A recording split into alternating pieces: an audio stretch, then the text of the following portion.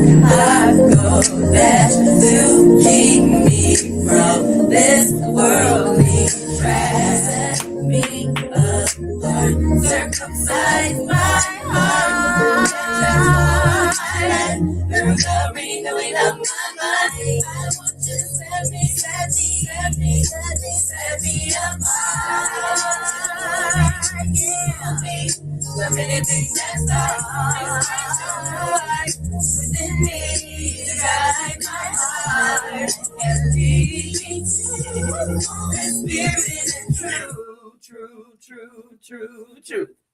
spirit and true. Spirit and true. Hey. Spirit and true. Spirit and true.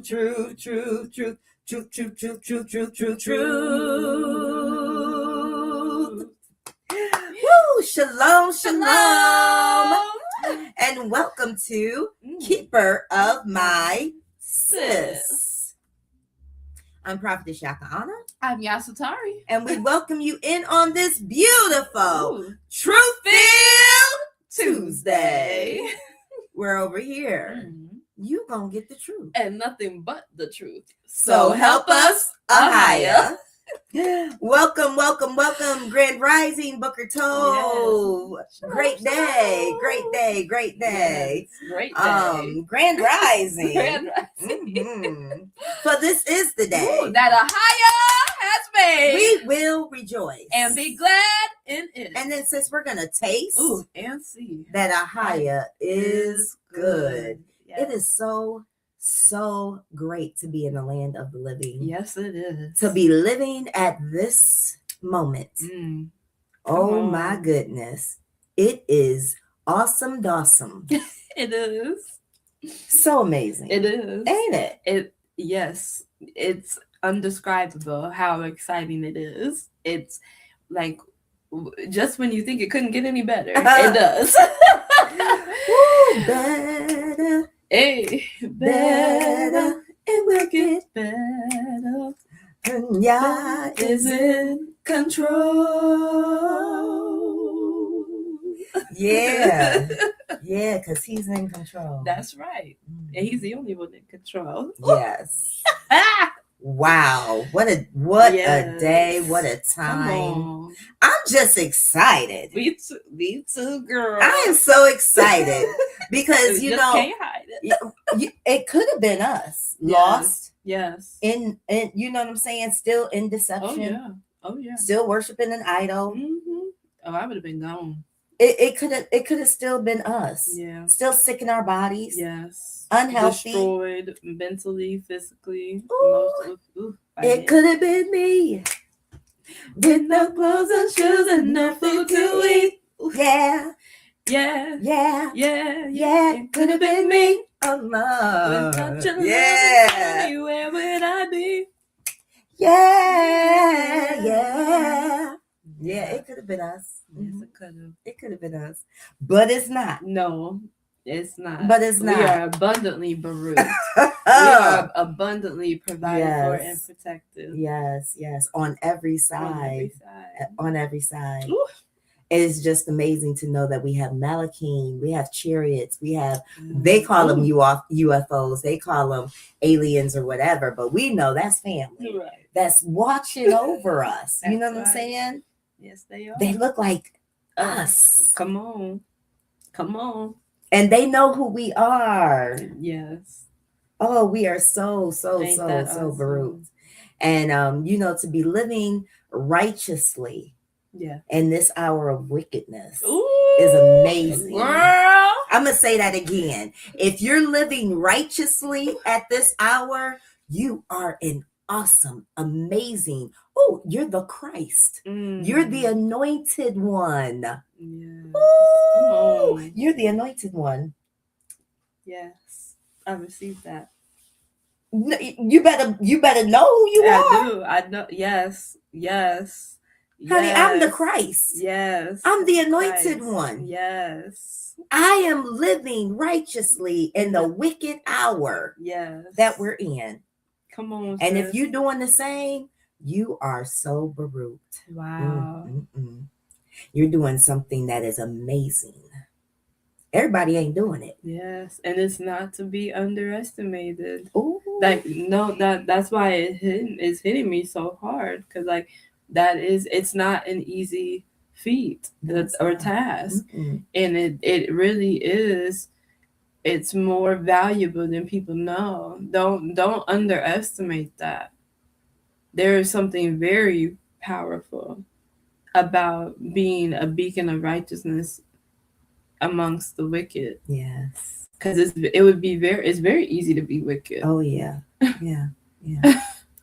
And see, the world, there's a lot of things that the world do that, humanity they overlook, and they don't think it's wicked.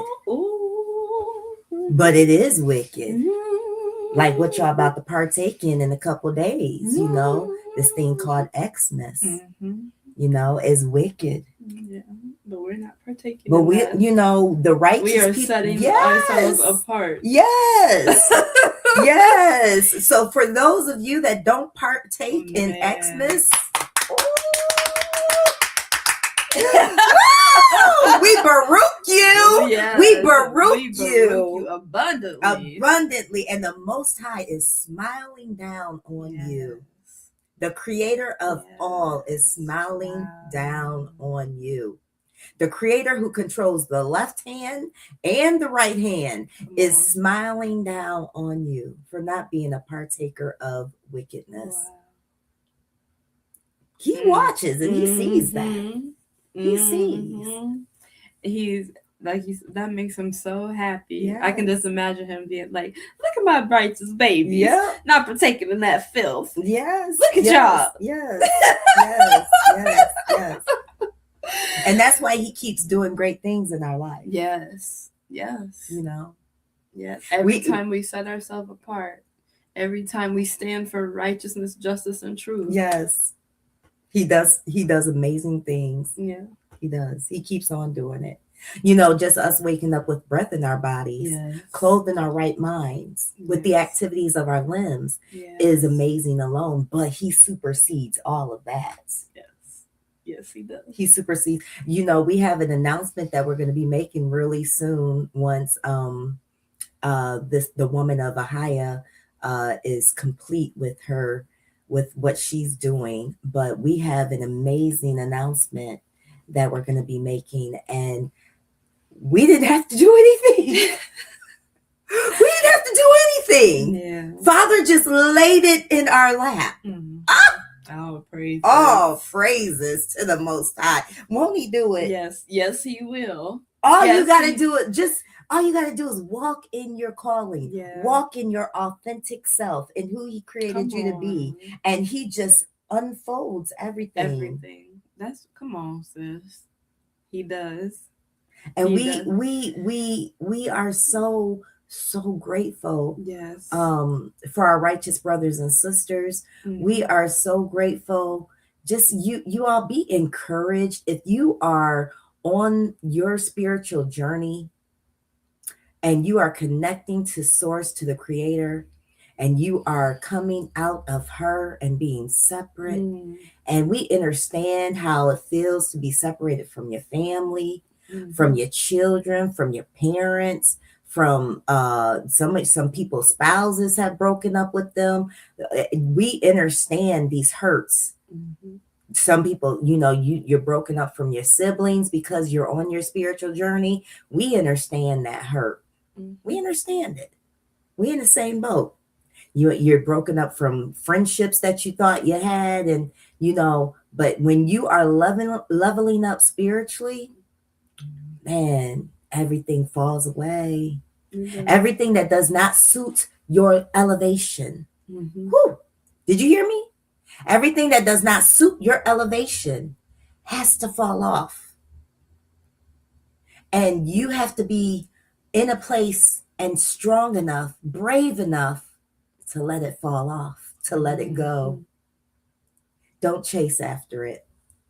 Don't chase after it. So many people, they understand that pagan holidays are wicked, but because they felt so disconnected from their family, they was like, well, I'm just going to do it, because, I don't want to feel left out. I don't want to feel disconnected from my family. And, that's sad that people don't have the courage not to do a simple wicked thing. See, not celebrating pagan holidays, that's simple. That's a simple thing not to do. It is. Imagine when something hard comes along. Right. Come on. Come on. Come on. That's right. And I'm not downplaying the separation of coming out of the matrix. I'm not downplaying that. And for some people, maybe pagan holidays wasn't simple, simple. Because I'm looking back now. And that first couple of years, it was strange. Yeah. It was. It took some getting used to. Yeah, it was strange. It was strange. But I knew that I had to make a choice. Yeah. There's no way I could know what I know about where these pagan holidays come from and what the rituals they did and still do. And still partake in this mess. Right. And then slap Jesus on it or slap family on it or slap, we're doing it for the kids, to make it, to justify it. I couldn't do it. Right. Because there's no justification for wickedness. No. That's like, you can't put a drop of clean water in the toilet and say, ooh, that's clean. No. Let's drink it. No, you cannot. So, I just had to make a choice for myself. I didn't make no choice for my husband or my children. Right. They do what they do. My husband chose to cleave to righteousness, all praises. All praises. But, my children, they do what they do. They're not cleaving. They're still celebrating the pagan holidays. And, but that's their journey. Yeah. That's their journey. And, a lot of us, we have to make these tough decisions for our spiritual well-being. I can't tell you to do with your life. Right. You got to make your own decisions. That's right. That's right. And for my life spiritually, I don't want to live in wickedness and I don't want to live in untruth. And I definitely don't want to be celebrating no wicked ass holidays that have partaken in the slaughtering of my people. Yes. And then partake in orgies and partake in rituals, satanic rituals and child sacrificing. I'm not partaking in that trash.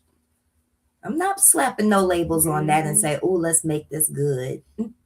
It's for the kids. And disrespecting our Father, disrespecting our Creator. Oh, yeah. It's amazing to me, because most people, they would be like, if someone blatantly disrespects their earthly father or mother, they would call that person out. Like, how dare you disrespect, your father and mother? But yet they turn around and disrespect our Creator, the true Father. That's a huge slap in the face. It is. It is. To be evil and wicked and do things that our Creator, our Father, the Most High, YAHUAH, did not ordain us to do. Yeah.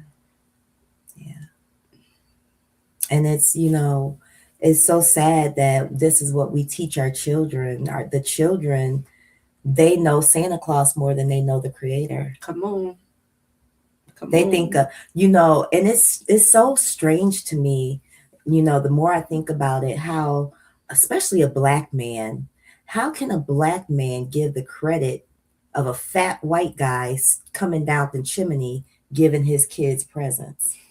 You gonna give that fat white man called Santa Claus the credit for your hard work? But that's another idolatry trick that they play on y'all. You make another white man what? God. Don't think you're not worshiping Santa Claus when this time comes around, because you are. You got all that Santa Claus music in your house going, in your car, at the job, at the stores, and you guys are uplifting another idol. So add Jesus, idol, the cross, idol, Satan, an idol, Santa Claus, an idol, the Easter Bunny,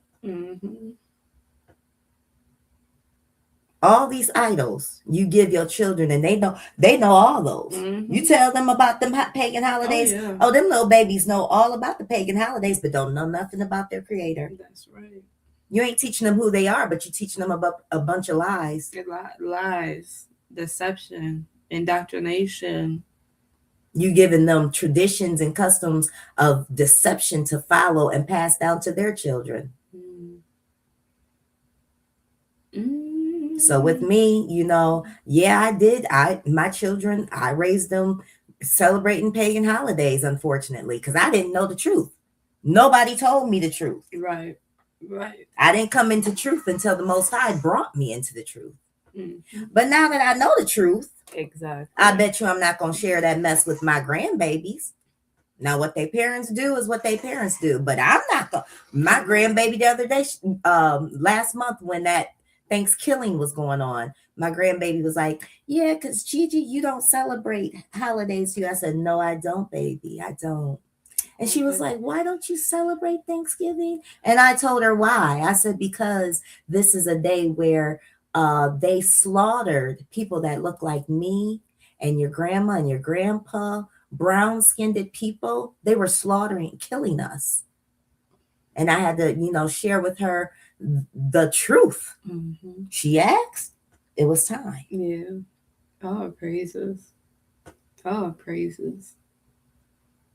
And even my children, she was talking to her daddy, and he was like, yeah, because Gigi doesn't celebrate holidays. She was like, yeah, that's right. Gigi doesn't celebrate holidays. And I love every part of that when she says that. I love it. I love it. So one day she has the option to continue in that deception, or take the route that her Gigi took. Come on. I want to be a generational curse breaker. Come on. We are being generational curse breakers because they're seeing it. The generations after us, they're seeing it. And like you said, when the time comes, she can choose. They have that choice. I'm so excited about that. Yeah. So I just love where Father has me in my life. There's no words to describe. Yeah. How grateful I am. Yes. I don't want to be in the delusion. And I'm so glad we are not in that delusion. We're not. It is so much better. I think about how miserable I was miserable. I was miserable and stressed. Miserable and stressed. And I would never go back. Never go back. It's such a peaceful feeling. It is peaceful. It is. It's a peaceful feeling. And I love when I come into even my home, when I come into my home, the shalom that's in my home, the peace that's in my home. Like there's no chaos. There's no, I just love it. It's just, and I know it's not my home. I know it's the presence of Father inside of the people that live here. And it's such a beautiful, ruach. And everybody don't have that peace in their house. No, they don't. Say that. There's a lot of people that wake up and from the moment they open their eyes, it's chaos. It might be quiet in their house, but it's still chaos all up in their spirit. Say that. And I'm so grateful that we don't have that. No, you don't. We don't have that. I used to. Yes. Yes. That, but not anymore. I used to. Not anymore. Oh, praises to the highest. He's so good. He is. Yeah, I'm not running around like a chicken with my head cut off trying to keep up with nobody. Come on. And I'm so grateful.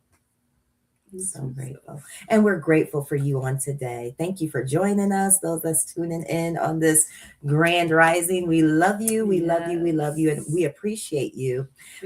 Today we are going back into Black AF history. The Un-Whitewashed Black history version. All praises. We are on chapter what? 7? Yeah. But before we do, you got any fun-filled, fruit-filled facts? I do. I do too, but it's on my freaking phone. But I think I can think of it. Go ahead with yours. So I learned about Thomas Elkins. He was born in 1818, and then he died in 1900. And he was a Negro man in New York. He was a pharmacist, an abolitionist, a dentist, a surgeon, a medical examiner, an inventor. This man did a lot of things in his life, and he's a good example of using all his gifts. And I thought it was cool too that even to become a pharmacist and a dentist and all that, he was taught by a doctor. He didn't go to nobody's, medical school or anything like that. He was an apprentice, and then he ended up teaching to other people. But he ran a pharmacy for a time until the economy forced him to close it down. But he invented, he patented revisions that led us closer to our modern day toilet. And so he took they called it the commode, and he added a mirror and a book rack and some other things to make it more, with more dignity and more function. And so it kind of developed into our toilet and our restroom, what we know today.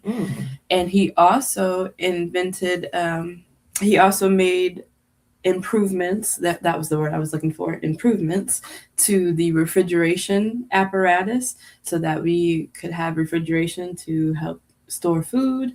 And him being in the medical field, it also helped with storing corpses, what we know as the morgue, and medications that need to be stored in a cooler environment. Yes. Okay. And then he also invented a functional piece of furniture that was a dining table, a quilt frame, and you could make it an ironing table as well. So he was very active. He used all his gifts, and he did a lot in his lifetime, and I thought that was pretty cool. So that's Thomas Elkins. Learn more about him. You said 1818? Yeah, he was born in 1818, and then he died in 1900.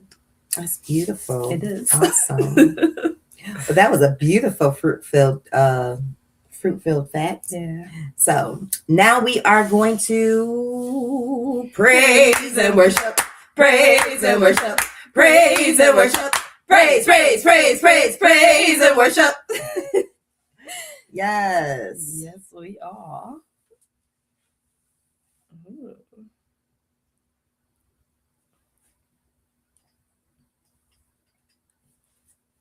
My church's pastor calls it God's gift for homeowners over 62.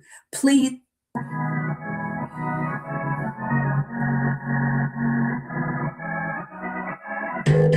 Who can find a virtuous woman? For her prices fall above rubies. The heart of a husband does safely trust in her, so that he shall have no need of spoil. She will do him good and not evil all the days of her life. Call me Judith, call me Sarah, call me Leah, call me Esther, call me Deborah. Cause an Israelite woman ain't like no other. We obey our Lord, manage our homes, and still make time for love. And call me Judith, call me Sarah, call me Leah, call me Esther, call me Deborah. Cause an Israelite woman ain't like no other. We obey our Lord, manage our homes, and still make time for love. And hold up, we're coming up. Right Righteous woman covered up. Be honest, stay modest. We persevere for the promise. Put it in work. Helping our brothers and helping the church. Put it in work. Helping our sisters come out of the dirt. The other nations, they trying to do what we do. The devils take us where the children of the poor. The other nations, they trying to do what we do. Black is beautiful and they know that's not true. Call me Judah, call me Sarah, call me Leah, call me Esther, call me Deborah. Cause an Israelite woman ain't like no other. We obey our Lord's manage our homes and still make time for love. And call me Judah, call me Sarah, call me Leah, call me Esther, call me Deborah. Cause an Israelite woman ain't like no other. We obey our Lord's manage our homes and still make time for love. And give us our Israelite man. Israelite man. Give us our Israelite man. Give us our Israelite man. Royal kings of the earth, holy priests of the church, teaching us the Lord. The prophets are back in the righteous we heard. The other nations, they trying to do what we do. The devils take us where the children of the poor. The other nations, they trying to do what we do. Black is beautiful and they know that's not true. Call me Judah, call me Sarah, call me Leah, call me Esther, call me Deborah. Cause an Israelite woman ain't like no other. We obey our Lord's manage our homes and still make time for love. And call me Judah, call me Sarah, call me Leah, call me Esther, call me Deborah. Cause an Israelite woman ain't like no other. We obey our Lord's manage our homes and still make time for love. Still make time for loving. Still make time for loving. Time for learning. Putting our bricks and serving. Still make time for loving. Building a nation. Raising a new generation. Still make time for loving. Still make time for loving.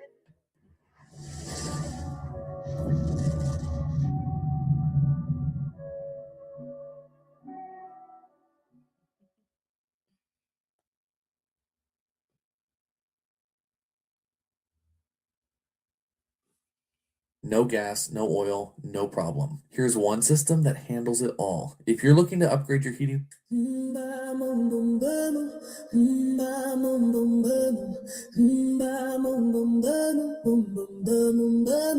rise in silence, the roar with fire, refined in truth, not church or choir. Our feet are steady, our prayers ignite. We move like thunder in covenant light. We are warriors, women of Yah, moving in purpose, walking in awe, crowned with oil, wrapped in flame. We fight in the ruach, not for fame. Chosen daughters, sealed and wise, born of the promise, we prophesy.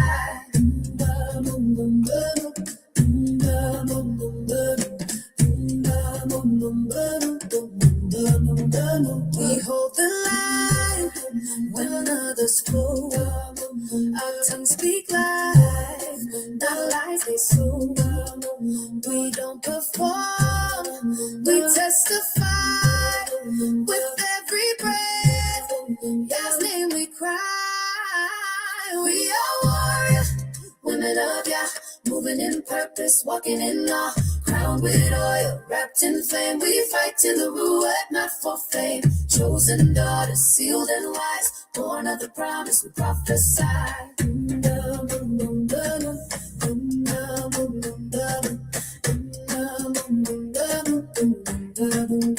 Swords in our mouths, light in our eyes, heaven responds when we rise. We don't beg, we declare the kingdom is here everywhere.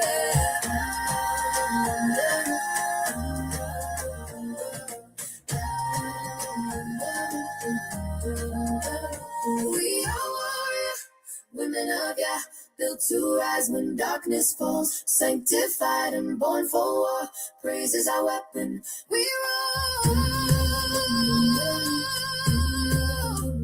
We are not lost, we are the flame, marked forever in Yahushua's name.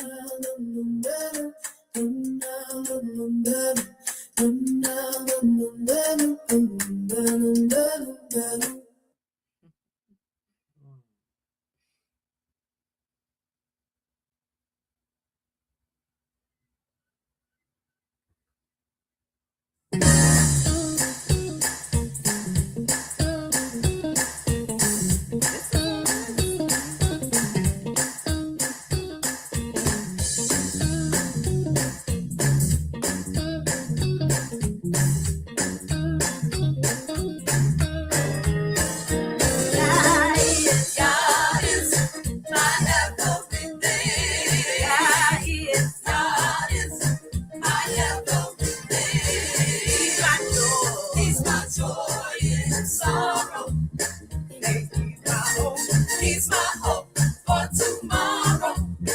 He's my rock. He's my rock in a weary land. A shelter in the time of storm.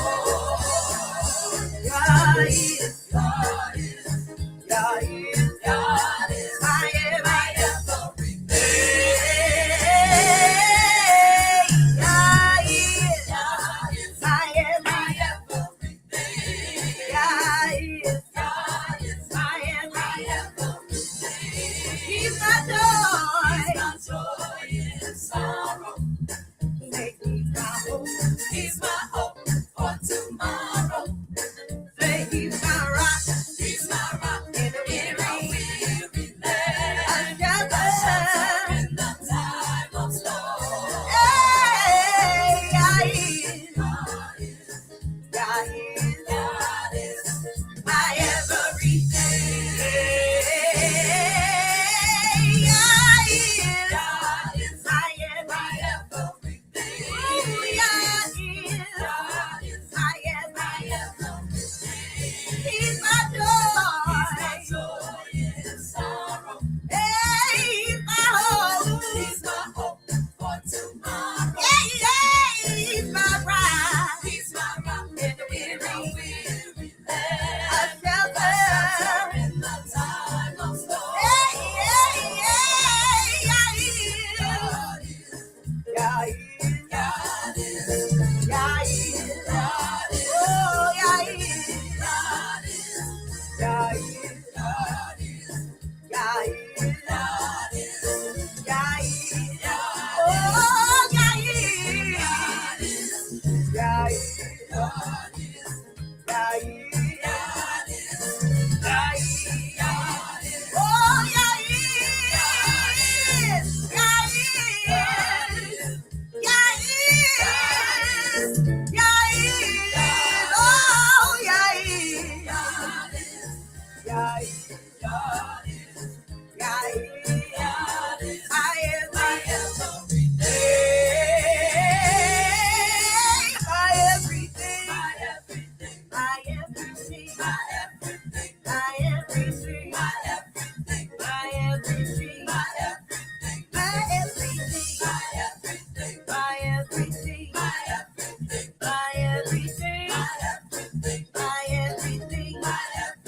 my everything.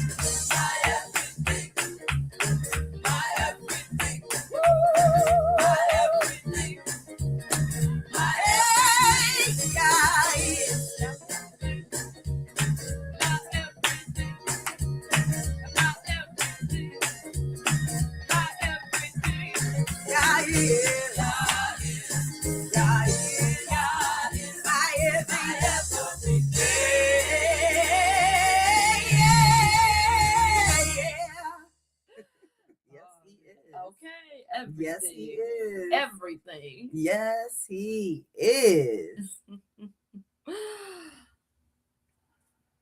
Take these and get rid of it. This shower head changed my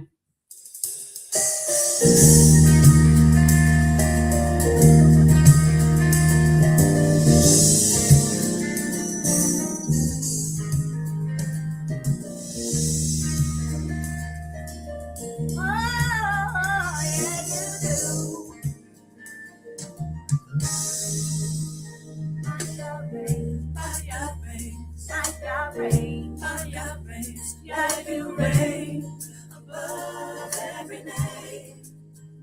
My God reigns, my God reigns, my God reigns, my God reigns. Yeah, you reign above every name. Power and majesty in your authority. You reign. Power and majesty, dominion, authority, you reign. My God reigns, my God reigns, my God reigns, my God reigns. Yeah, you reign above every name. My God reigns, my God reigns, my God reigns, my God reigns. Yeah, you reign above every name. With power and majesty, dominion, authority, you reign. With power and majesty, dominion, authority, you reign. Hey, my God reigns, my God reigns, my God reigns, my God reigns. Yeah, you reign above every name. Oh, my God reigns, my God reigns, yeah, you reign above every name. With power and majesty, and authority, you reign. With power and majesty, and authority, you reign. Hey, my God reigns, my God reigns, my God reigns, my God reigns. Yeah, you reign above every name. Ooh, my God reigns, my God reigns. Yeah, you reign above every name. With power and majesty, yeah, you reign. Sing it again with power and majesty, yeah, you reign. Hey, my reigns, yeah, you reign above every name. My reigns, yeah, you reign above every name. Over my circumstance, give me another chance. You reign. Say over my circumstance, give me another chance. You reign. Yeah. Say over my circumstance, give me another chance. You reign. Say over my circumstance, give me another chance. You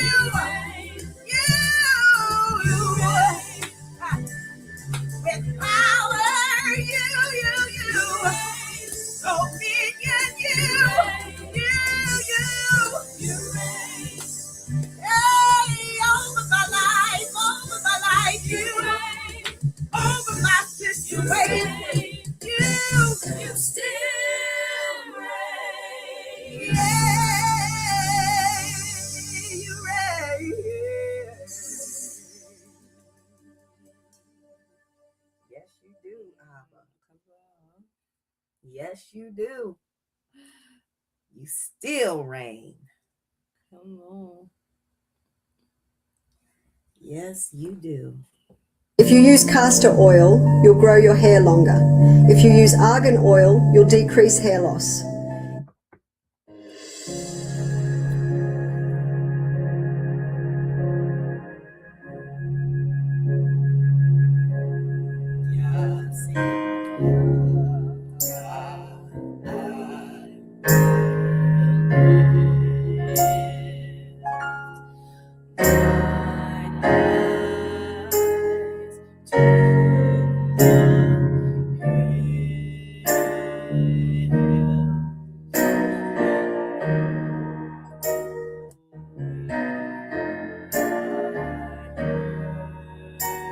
It's coming. It's coming.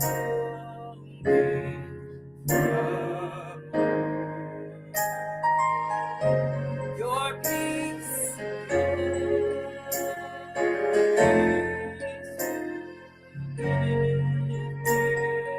In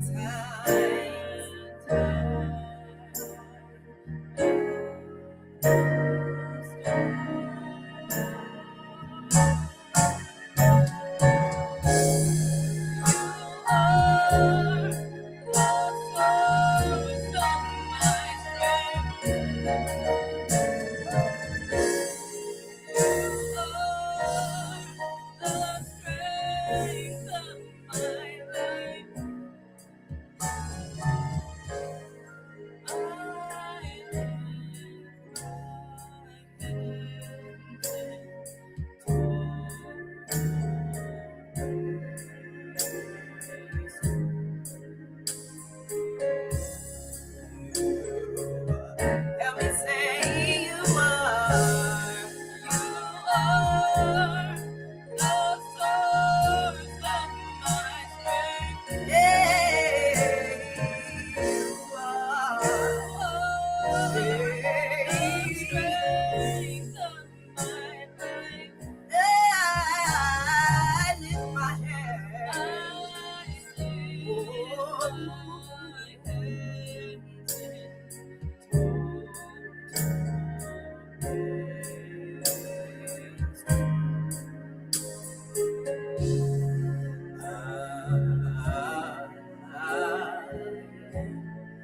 And it is so. And it is so. And it is so. And it is so. And it is so. And it is so. And it is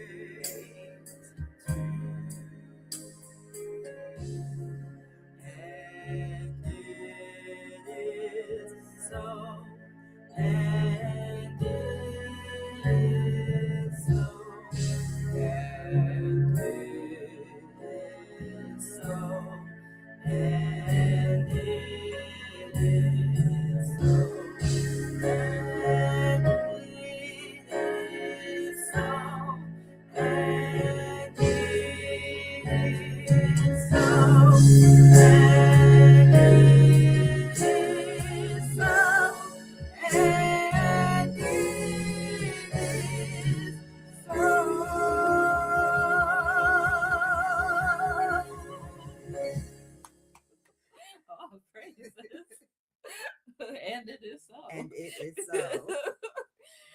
And Yes, it is. Ooh, My. that's out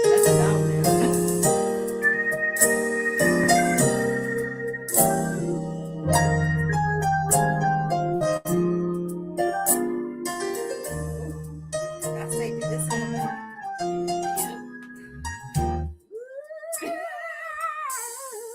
Oh, yeah. How excellent. How excellent. How excellent. How excellent. Oh, yeah. Is my name. Yeah. Oh, yeah. How excellent. How excellent. How excellent. How excellent is thy precious name.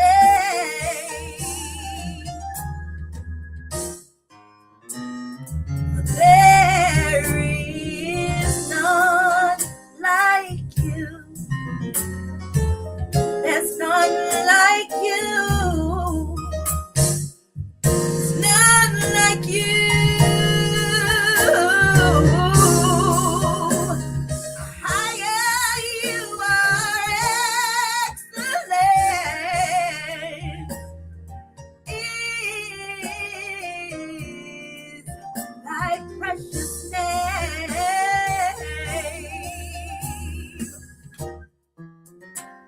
For there is none like you. None like you. None like you.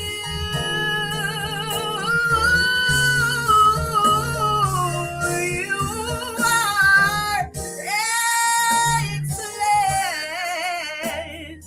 Is your name in all the earth. In all the earth. In all the earth, in all the earth, higher you are excellent. Is thy name in all the earth. Every knee will bow and tongue confess that you are Lord. Higher you are excellent. Is thy name in all the earth, yeah, yeah. In all the earth, in all the earth, in all the earth, higher you are excellent, yeah, yeah.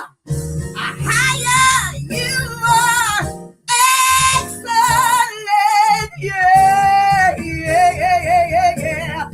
Higher you are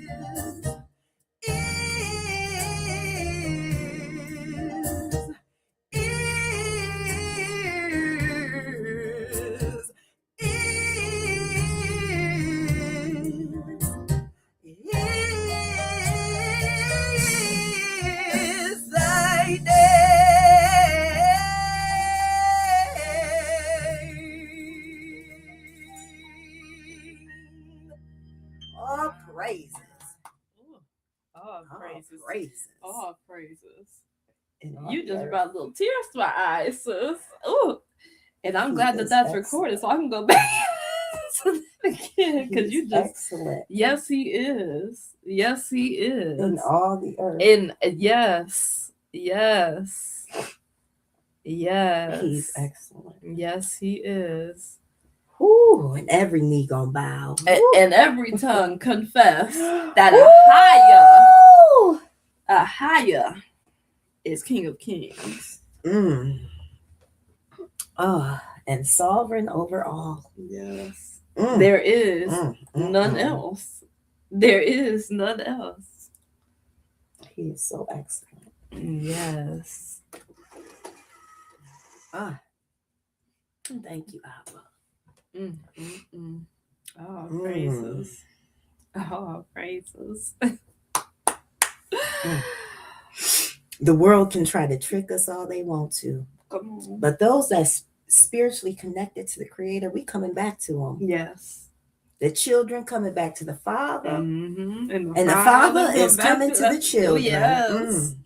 Yes. They tried. They did. They tried to destroy the connection between us and our Creator. Come on. They tried to. But it's unbreakable. It's an unbreakable bond. Come on. Because He's excellent. In all His ways, He is excellent. Yes. He is excellent in everything He does. He's excellent. Mm-hmm. Whoo! Thank you, Father. Thank you. Oh, praise Thank to you. YAHUAH. Yes. Whew, welcome in. Welcome in. Thank you for joining us on today. Thank you for joining us on YouTube. Thank you for joining us on Facebook. Yes. Whether you are watching us now or later, we appreciate you. Yes. Thank you for liking. Thank you for sharing. And thank you for subscribing to Keeper of My Sis on Facebook. And thank you for subscribing to Keeper of My Sis on YouTube. We love you all so very much. And we are just grateful on today. We are grateful on today. Grateful for truth. Thank you for, just grateful for truth. Grateful for all that Father is revealing unto us. You know, the fact that we are the people of that book called the Bible, the fact that our identity has been stolen not once, but twice. And the fact that He's unveiling who we are since the beginning of time. And He's unveiling how we are so much like Him. Yeah. And the greatness that resides on the inside of us. Yeah. It's such a baruching, it's such a blessing to know who you are. Yeah. And that you don't have to conform to the heathens. Come on. You don't have to conform to the white man. You don't have to conform to these other heathen nations. But you can walk with your head held up high. Come on. In who the Father created you to be. Yes. Because there has been a time in my life I wasn't proud of my blackness. I wasn't proud of my hair. I wasn't proud of my skin because I was never taught to be. Right. I was never taught to be in love with my skin, in love with my hair, in love with my big lips, in love with my body. I was told that I was not as pretty as a light-skinned or white person or a person of another nation, that they were the beautiful ones because they had good hair, what they call good hair. But to now know that I'm a pure human being, that I'm a pure creation of the divine Father, that I'm literally His daughter, His offspring, created in His image, in His likeness. Now I love my hair. I love my skin. I love my lips and my hips and everything about me. I would, if I had a chance to come back again, I would be me and blacker, you know, make me as black as possible. Come on. And I'm just grateful to know who I am and that there is no mistakes. Yeah. When he created me and when he created my people. Yeah. That's right. There is no mistakes. We are a phenomenal divine being. The greatest people on earth. I know folks get antsy when you start talking like that. Right. You know. It's funny how the other heathen nations, they can brag and say that they're the greatest and that their culture is the best culture. But when Negroes start and Black folks start to say, we the best, you know, everybody gets, no, everybody's equal. No.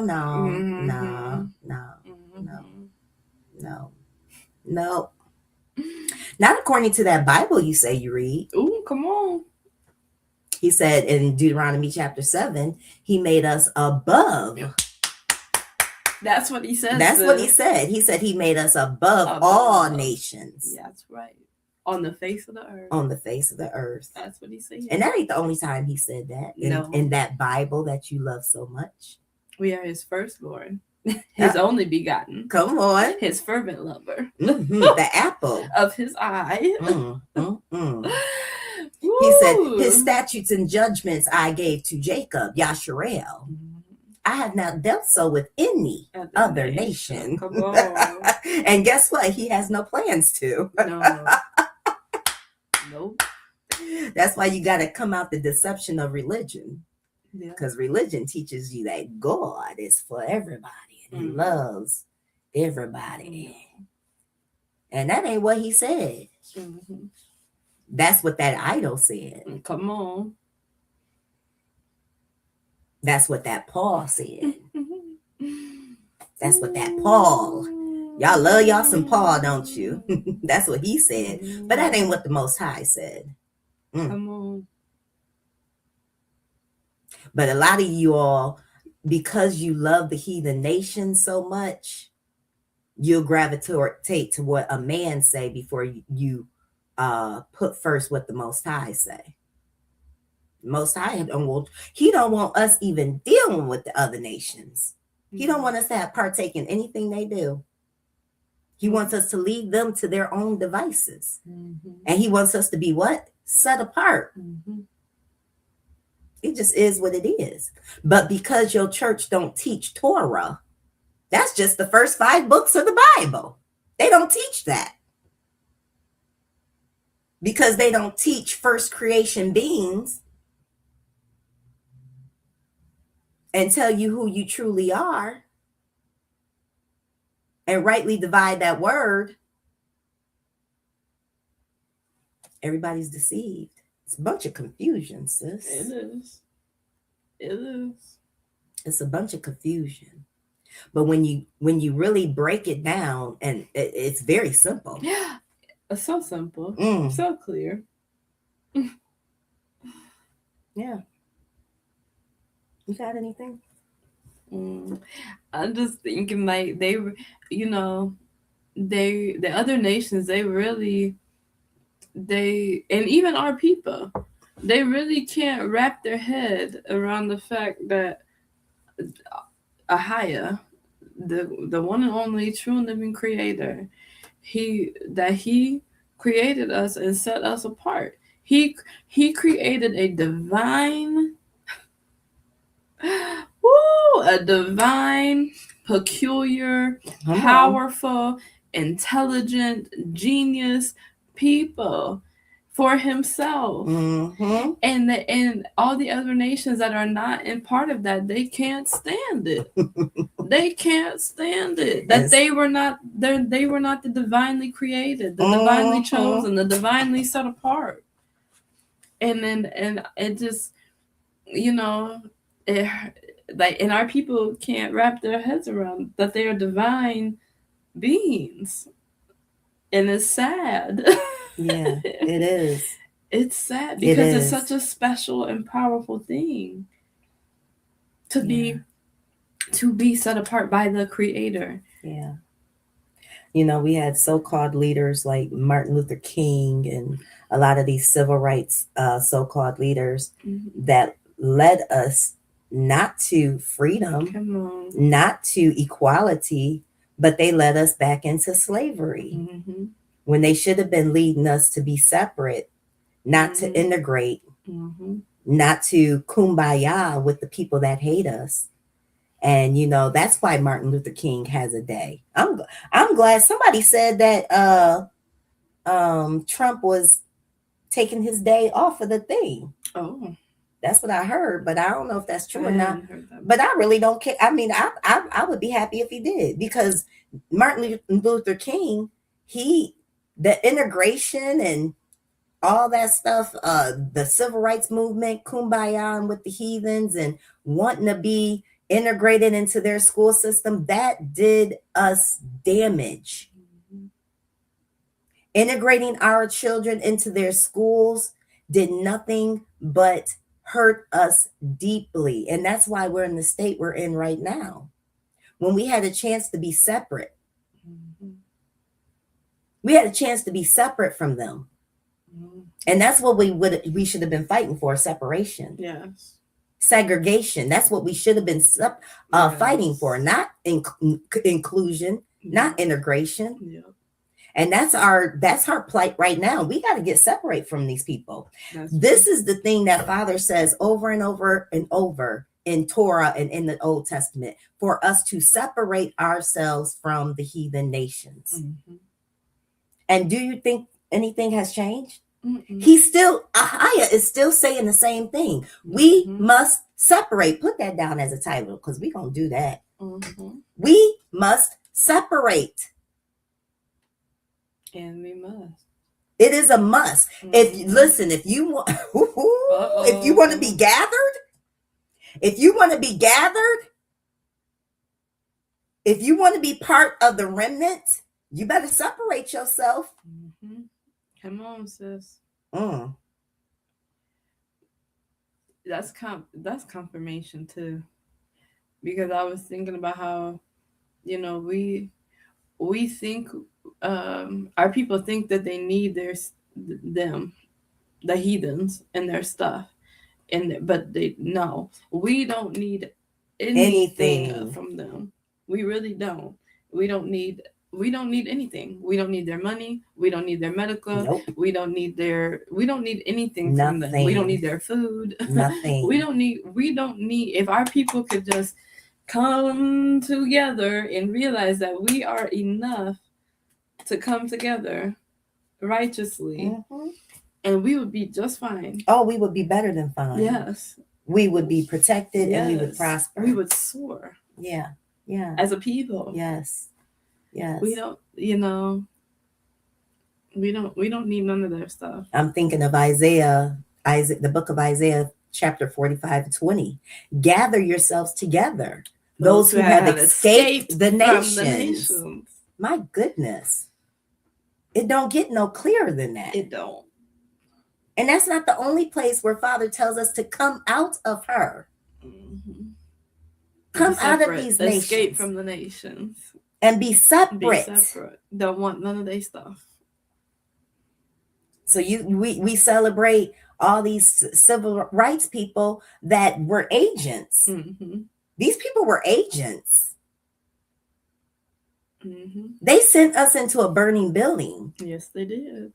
Come on. And now we are being ruled over by them.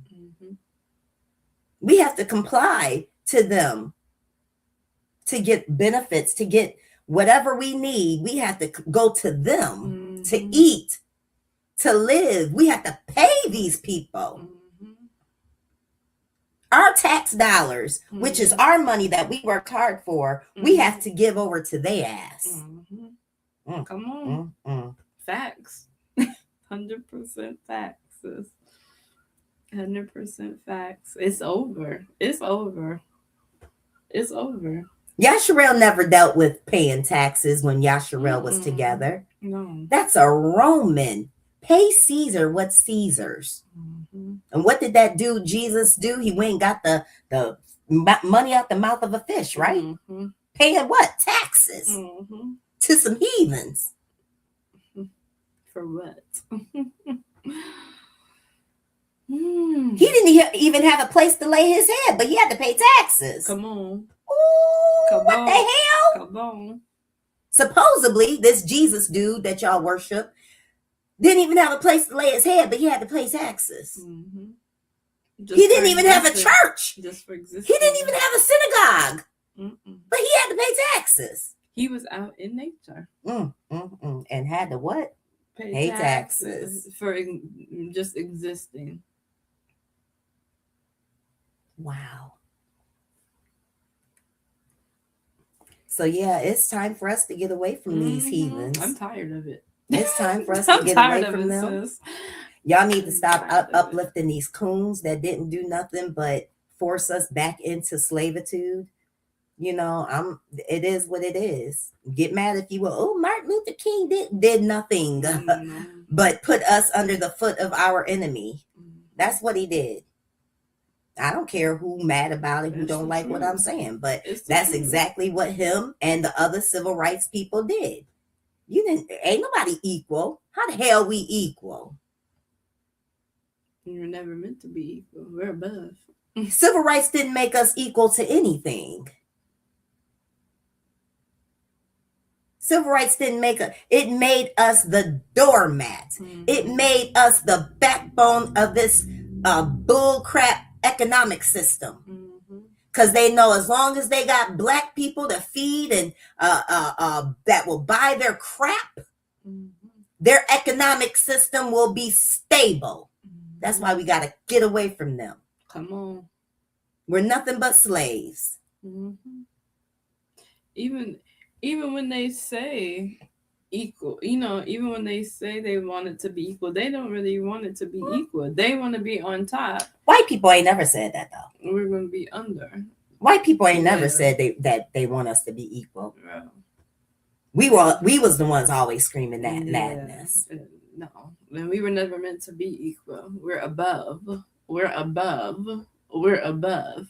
Because if they wanted it to be equal, they would have gave us, which didn't amount to really what they really owed us. But if they wanted us to be equal and they wanted to show a little bit in their hearts that they wanted us to be equal, we would have had our 40 acres and a mule. We would have had reparations. We would still be getting reparations till this day. And our children and our children's children, if they wanted it to be equal. But they know that's not what they wanted. That's right. That's why they went out and they'll help every other nation on earth. Except for the Negroes. Except for the Negro man and woman. They will go give billions and billions of dollars to other nations to rebuild them, to restore their culture, to restore their communities, to restore everything about them. They did this they do this to every nation on earth except for the Negro man and the Negro woman. And we're supposed to just sit around and act like this stuff is okay? Yeah. No. That's the thing. They want us to, the past is in the past. Wait a minute. Right. Then why is these fake ass Jews still getting billions of dollars for the past? Why is all these other nations that you bombed or went in and destroyed or invaded or were attacked or whatever, and you went back and replenished them? And they're still getting money to be replenished. But the people that you really did damage to, when you came over here to the Turtle Island, aka America, not one penny. Not one penny. Not one. Not one penny. I'm disgusted. Not with this land, because the land belongs to us. I'm disgusted with my enemy. Yes. And I'm tired of seeing their faces. I'm tired. Come on. That Aren't you tired of Yes. being ruled over? Sheesh. Aren't you tired of being dictated over? Aren't you tired of giving your money to these demons? Aren't you tired yet? Like the lady on Help said to that white woman, ain't you tired? No, she wasn't tired. That black woman was tired though. We tired. Yes, we are. You know, and I quit. No. Come on. I quit back in 2019, the year our 400 years of slavery was up. I quit back then. I quit. And people like, ain't she tired of talking about racism? Ain't she tired of talking about... Nope, I'm not tired of talking about the heathen. Because all my life, I was taught to love their ass. Just to find out they had no good intentions towards me. Hey, come on. Or my people. Come on. So no, I won't be tired of talking about them until the Most High give me rest. That's what it say in Isaiah 45. I'm going to get rest one day from my enemy. Yeah, that's right. Forever. Ooh. That's when I'll stop talking about it. But until my people are free, I ain't going to stop talking about it. I'm not going to stop being them. I don't care if my family don't like it. I don't care if friends don't like it. I don't care if enemies don't like it. I don't care who don't like it. I'm not going to stop about the injustice to my people until we free. Come on, sis. This is the season of let my people go. This is the season of let my people go. And this is a warning. If you of the other nations, you better spread the word. You better let us go. This is the season of let my people go. I don't care if a bunch of black folks, Negroes is walking in ignorance and they still kumbaya with the heathen. You still better let us go. I don't care. Time is winding up.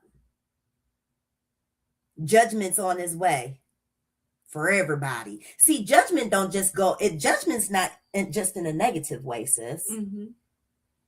Judgment go both ways. Come on. Because the judge can rule in your favor. Ooh, come on. And then the judge can rule against you. That's right. And I'm telling you now, the enemy of the heathen, the judge is about to rule against you. And the judge is about to rule in our favor. You better let us go. You better let us go. It is what it is. It's our time. It's our time, people. Negro man, Negro woman. Whoo. It is our time. It is our time. And we should be gathering together. That's right. And escaping the nations. Escaping the nations. Coming together. If we got to come, look, I selling houses, coming together with our equity, our monies, building our own little communities, coming together in households for a minute, righteously, doing whatever we need to do. It's time. It's time to gather ourselves together and escape from these nations. It's time for they have to let us go, sis. There ain't no negotiating this thing. They must let us go. With great substance. With great substance. That's the thing, y'all. We coming out of this thing with great substance. The wealth of the wicked is laid up for the just. Yep. The first will be last. And the last will be first. We about to be first. It's our time. Come on. You got anything before we get into this book? When you were saying that, because we talked about the gathering before, but it's like you said, if it's happening now, it's already happening. It's already in motion. It is. And if you don't lock in, you're gonna miss out, because those of us who have escaped the nations, the gathering is already in motion.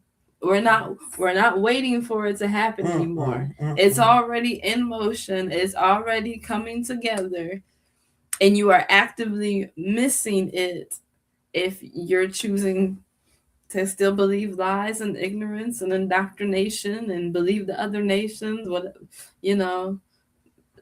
whatever you're believing in, that ain't the truth. Like, that ain't the truth, that ain't justice, and that ain't righteous. So I'm like, wow, I'm just grateful that Daddy's letting us know we right where we supposed to be. Yeah. Doing right where we supposed to do. Yep. And we gonna be all right. Okay. Hey, yes, we are. So yeah, it's only up from here. It's only up from here.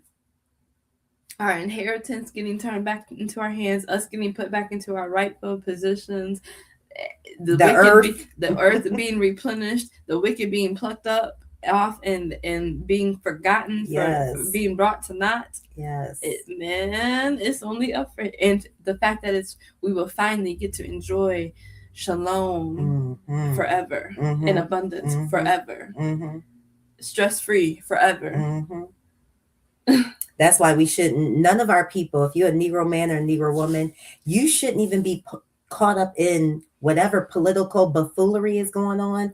You shouldn't even be caught up in any of that. That should be none of your concern. What your concern should be is getting as far away and out of the grip of these people as much as possible. Who's in office, who's in government, none of that is our concern. Mm-mm. None of that's our concern. Because if you think for 1 minute they are about our protection, or that they're concerned about us in a good way, no, they're not. Mm-mm. If you are wrapped up in the buffoonery that's going on with these heathens, with this America KK government, you are stressing yourself for no reason. It has nothing to do with you, and everything to plot against you. Mm-hmm. And you should just be doing your best to get out of the grasp of working for these devils, of being partakers in their voting and their political crap and whatever they got going on. Get your kids out of their school system. You should be trying to get away from them. Their religion, their idolatry. Oh, the religion too. Their idolatry. And I don't care if you go to a black church. You need to be getting away from that, because they're not teaching you truth. They're teaching you lies to assimilate and to kumbaya with these enemies, these devils. Okay, Martin Luther King is a prime example. He was an agent. And I ain't trying to be funny. Your pastors ain't teaching you the truth. They're agents. Come on. They're agents. Why? Because they're getting a paycheck. They're getting paid to keep you deceived. They're getting paid not to tell you who you are. They're getting paid to tell you to obey the laws of the land. They get paid. They're your tricky Mickey Paul. Paul loved the Gentiles. Paul told the people to obey the laws of the land. Paul built the so-called churches. Corinthians, Thessalonians, Galatians, Ephesians, all of these are churches that Paul built on Paul's doctrine. Ooh-wee, don't get mad. Go ahead. Oh, sis. Even that, wow, another contradictory. So, Oh no, that wasn't Paul. That was Peter. He said, "Upon this rock I build my church."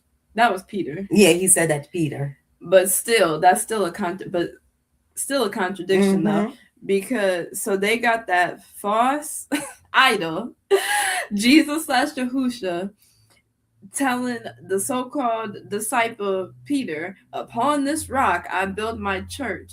But in the Old Testament, come on, and in the New Testament, the strange Torah, he says he's gonna put his law, his Torah, on our inward parts and write it on our hearts, and that we will know him, and we won't have to teach one another. Yep. That's a contradiction right there. Exactly. Exactly. And that is the covenant we walking in right now. Yes. It's on our inward parts. That's why me and Yasatari have been able to come out of all of this deception, because Torah is written on our inward parts. Yes. And the Torah that's written on our inward parts has shed a light on the idolatry we were partaking in. Yes. Worshiping this Jesus and this Yahushua. Identifying these false disciples, these false sinister ministers. Identifying that angel of light that met Paul on the road to Damascus. Come on. Yeah. Come on. Because the Torah is written in our hearts. And the thing that put Yasharel in the state that we're in now is idolatry. Yeah. Worshiping what? Idols. That's why your pastor don't teach you the Old Testament. It sure don't. Because something gonna click in somebody. They're gonna be like, it say over and over, don't worship idols. That there is none before the Most High or after him. Come on. The Most High keeps saying, beside him, there is none other. Come on. So why are we worshiping this Jesus? Why are we worshiping this Yahushua? Come on. Because the Most High said, beside him, there is none other. Come on. Ooh-wee. Say that. Ooh-hoo-hoo. And who y'all worship in Christianity and Hebrewanity?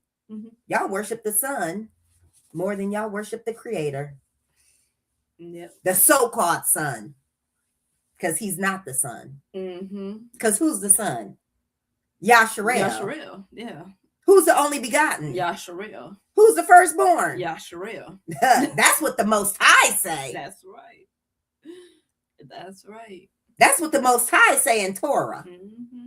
Yeah, that's why they don't teach you what's going on in that Old Testament or in that Apocrypha. No, they don't.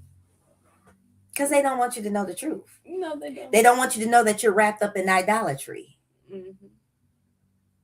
And they want you entangled in worshiping the beast because so many people, it's going to be so hard for them to not worship the beast.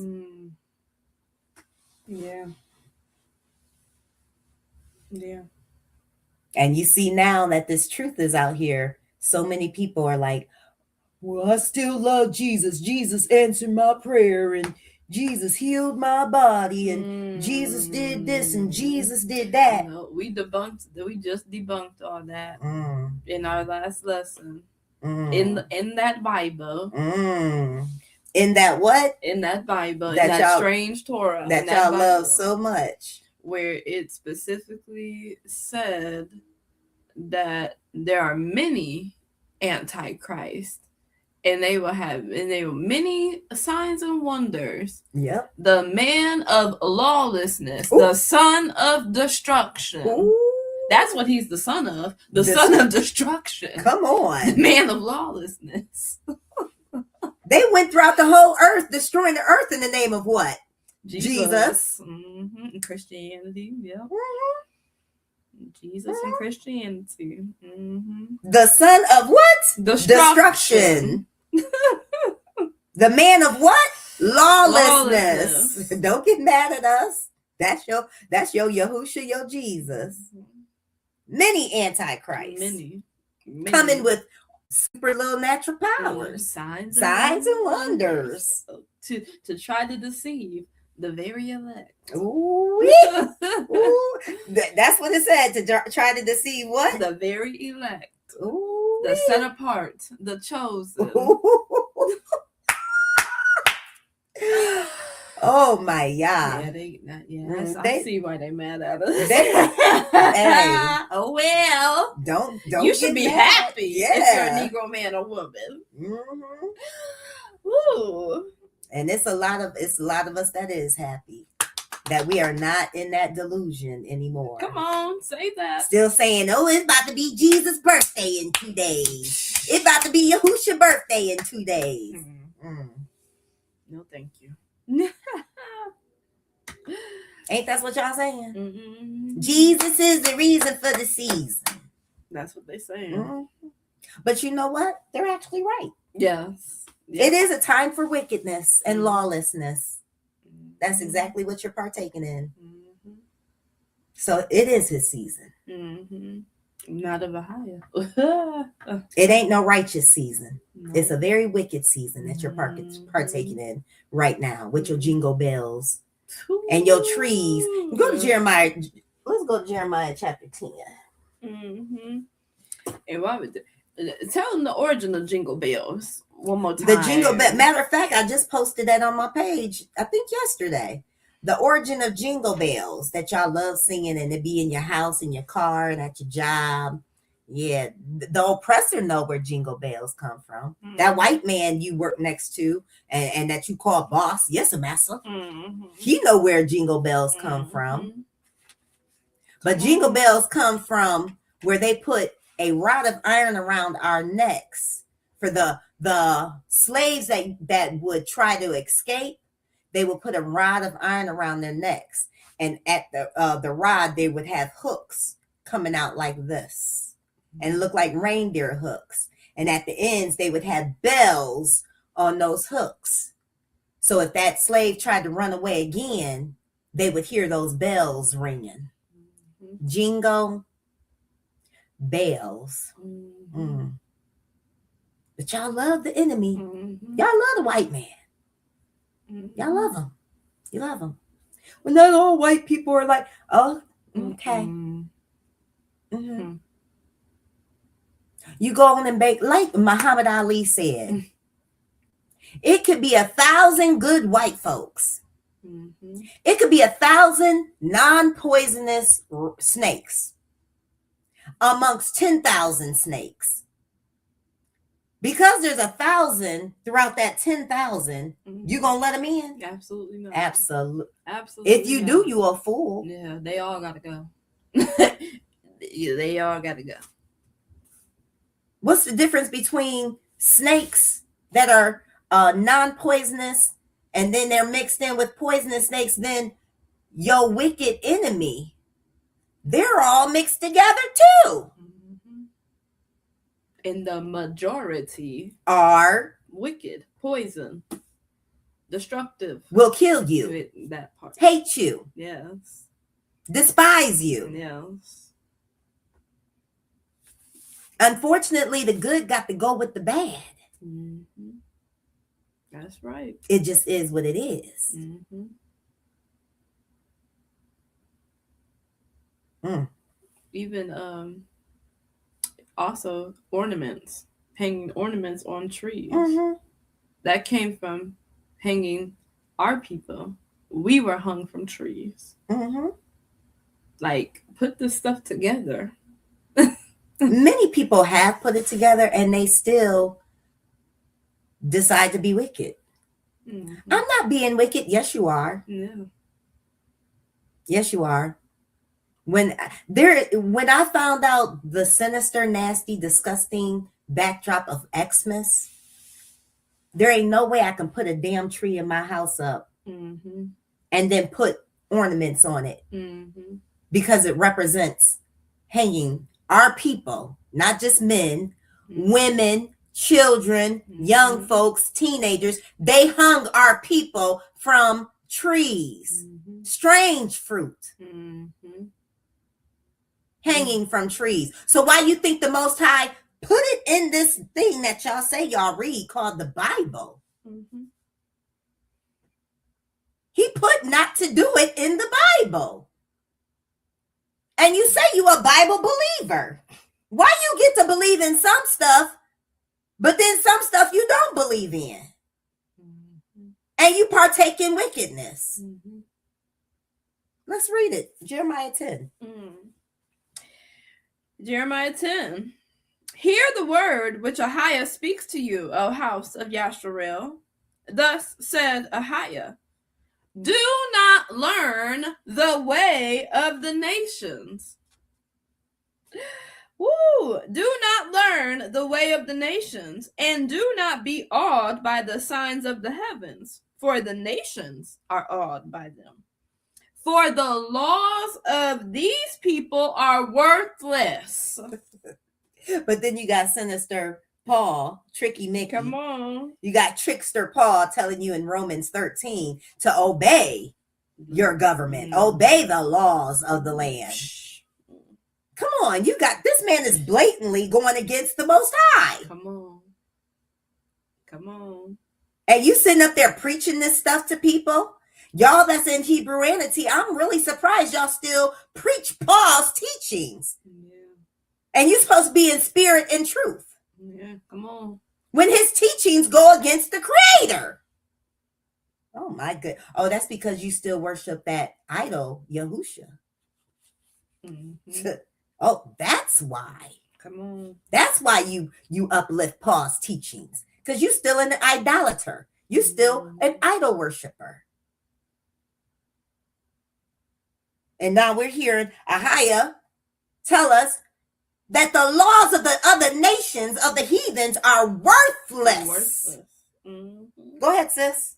And to not learn their ways. Don't learn their ways. Any of their ways. That includes all their customs, traditions. For the laws of these people are worthless. For one cuts a tree from the forest, work for the hands of a craftsman with a cutting tool. Where do you think Hollywood came from? Hollywood. Holly trees. Same trees they use that you decorate in your house and your church with. All of y'all ain't nothing but a scam. The church is television too. It's nothing but entertainment. To keep you in delusion. In the entertainment world right now, Xmas is their favorite. They're doing the most sacrifices right now in Hollywood. Right now, on this Xmas season.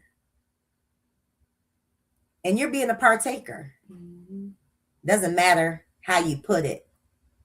If you are celebrating this wicked ass holiday, you are being a partaker of the insane wickedness that's going on. I'm just telling you. Don't get mad at me. Go do your research. That old ass man that died named, what was his name? Pat something. He was, y'all know who I'm talking about on the 700 Club. He had a writer write in. And the writer said, my neighbors told me they don't celebrate Xmas because it's pagan. And the old man, he get the like with the Christmas trees in the back. This is on video. You got the Christmas trees and decorations all in the back. Yeah. Well, yeah, your neighbors, they're right. Wait, what? That quick? They're right. It is pagan. Wait a minute. But all y'all Christians been screaming that this is a righteous birth of Jesus Day. But Pat from the 700 Club, dead and gone now, said, yeah, your neighbors are right. It is pagan. It comes from sanguinalia. What? What? Are you serious?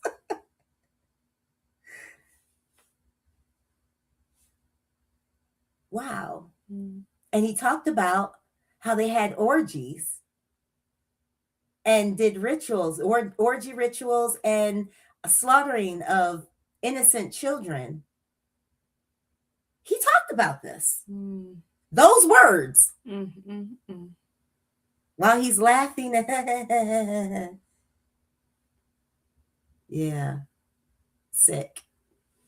And you gonna go. Y'all been at y'all churches with y'all little Christmas trees and decorations and what them red flowers called again? Poinsettias all around with your light bulbs and with your Christmas tree with the gift, the angel tree with giving out presents to children. Y'all, your pastors in them is wicked. And they're leading you to the slaughter. Yes, they are. I'm not going to sugarcoat it because hopefully some pastors will come out of their wickedness and repent. But they're wicked. And they're about to do it to you again on Easter and lie to you again. He died on Friday and he rose on Sunday. That ain't even 3 days, nigga. He was supposed to be dead for 3 days and 3 nights. You about to get lied to again. When is y'all gonna stop indulging in deception? And some of y'all already know the truth, but you still indulge in it. That means to me, your heart is wicked. How do you know something's wicked and it's deception and then you still indulge in it and partake in it? It don't make sense to me. That means something's real sinister about you. Oh, but that's because you probably have become a reprobate. Because we're all presented the truth. That's right. And when you reject truth, you become a reprobate. Because when you reject truth, that means you are being disobedient. So now you become what? A reprobate. Which is as what? Witchcraft. Suffer a witch not to live. That's what he said.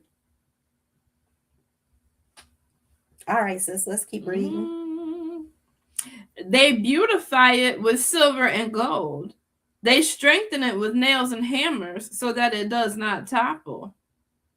They are like a rounded post, and they do not speak. They have to be carried because they do not walk. Do not be afraid of them, for they do no evil, nor is it in them to do any good. There is none like you, O YAHUAH. You are great, and great is your name. You know how he said that about the tree? That they don't walk, they have to be carried, because y'all have made Christmas trees your idol. You made Christmas trees your idol. That's crazy. All right, go ahead, sister. Keep going. Who would not fear you, O sovereign of the nations? For this is your due. For among all the wise men of the nations and in all their reigns, there is none like you. There you go. You can stop there. All praises. All praises. There is none. Ooh. There is none. Because he's excellent. Yeah. Ooh, how excellent is thy name in all the earth. There is none like you. None. All right, we're going to get into this. All right. That was awesome. All right. We're in chapter 7 of Black AF History, The Un-Whitewashed Story of America by Michael Harriot. We are on chapter 7, The Black Emancipation Proclamation, a poem. When in the course of human events, it becomes necessary for one people to dissolve the bonds of servitude which have failed to define their existence, and to assume among the powers of the earth the separate and the equal station to which the laws of nature and of nature's God entitle them, a decent respect to the opinions of history requires that they should declare the causes which impelled them to their actions. Only we held these truths to be self-evident, that all men are created equal, that that we are endowed by their creator of all things with certain unalienable rights, that among these are life, liberty, and the pursuit of happiness. We are the only ones who ever believed that to secure these rights, governments are instituted among men, deriving their authority from the consent of the governed. We do not consent.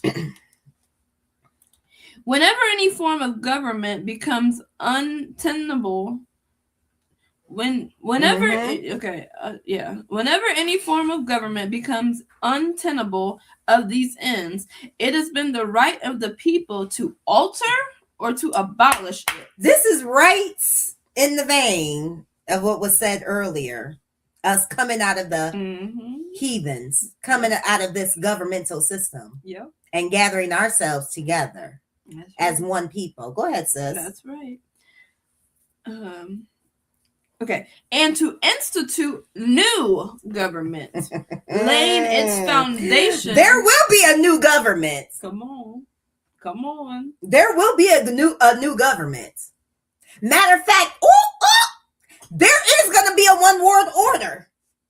Oh my goodness. Speak. There's going to be a new government, and there is going to be a one world order. But it ain't going to be in the power of who you think it's going to be in. It's going to be in the power of the righteous. Come on. Oh, praise It's going to be in the power of the righteous. And we're going to rule the whole earth in righteousness. Come on. And it's going to be one world order. Order of who? The divine. Yeah. The divine Ahaya Ashurahaya. Come on. Woo! Come on, Daddy. Go ahead, sis. And to institute new government, laying its foundation on such principles and organizing its powers in such form as to them shall seem most likely to affect their safety and happiness. Prudence, indeed, dictates that governments long established should not be changed for light and transient causes, and accordingly, all experience hath shown that mankind is more disposed to suffer while evils are sufferable than to right themselves by abolishing the forms to which they are accustomed. But when a long train of abuses and usurpations, pursuing invariably the same object, evinces a design to reduce them under absolute despotism, it has always been the right and the duty of the people to throw off such government. You hear that? It is our duty and our right to throw off the government that is wicked. Come on. And not ruling righteously. Woo. Go ahead, sister. And to provide new guards for their future security. Such was the simmering long suffering of African people in America. Their existence on this continent is a story of enslavement, oppression, and the most prolonged, undemocratic, heartless treatment of men, women, and children in the history of the human species. And we still got the same story going on. It's time for us to gather ourselves together. It's time for us to overthrow this government. It's time for us to come out of her and be separate. Go ahead, sister. In every stage of those oppressions, the subjugated people collectively petitioned for redress in the most humble of terms. Their repeated petitions were answered only by repeated injury. Thus, a country whose national character is marked by every act that may define tyranny is unfit to rule a people, nor were the oppressed wanting in attention from white America. The enslavers and their advocates were warned from time to time of attempts to extend the already unwarrantable jurisdiction over the permanently indentured population. they were reminded of the circumstances of their forcibly enslaved, who appealed to their native justice and magnanimity. The bondsmen conjured them by the ties of their freed kinsmen, their radical allies, and their common humanity to disavow the institution. Yet they too were deaf to the voice of justice and of consanguinity. And so this immature infant nation, being impervious to reason, logic, compassion, and self-realization, there came no other choice. The men from whom this country had withheld liberty and justice since the day it was founded had to save America from itself. They wanted that smoke. The unanimous declaration of these hands by the Black folks of America. Ooh, that's coming. It's coming. It's coming. It's coming. As Black people are acutely aware of cultural appropriation, the term after holds a special meaning in the lexicon of poetry, specifically the African American spoken word genre. When a writer bases a poem on an already existing work or premise, the writer credits the original work in the introduction of the derivative piece by citing the initial author. For example, when Najee Omar begins his 2015 spoken word piece with "Poems Are Bullshit," he references the groundbreaking work Black Art in the title, The Anti-Poem, after Amiri Baraka.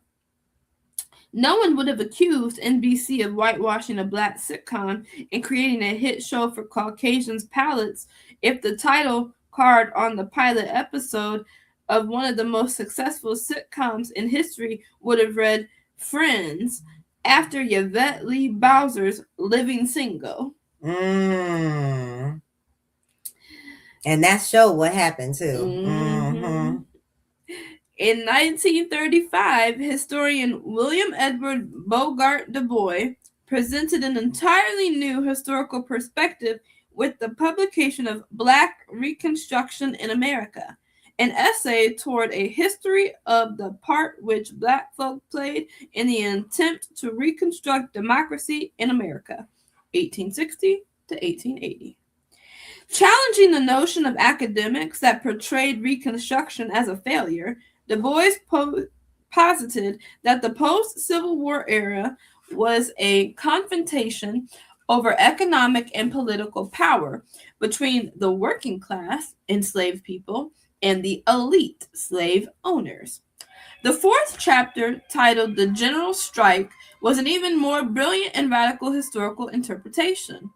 In it, this great thinker put forth a new thesis, that the enslaved Black men and women helped win the war for eternal slavery simply by removing themselves from the economy. Oh my goodness. That Come on. founded their proposed white supremacist empire.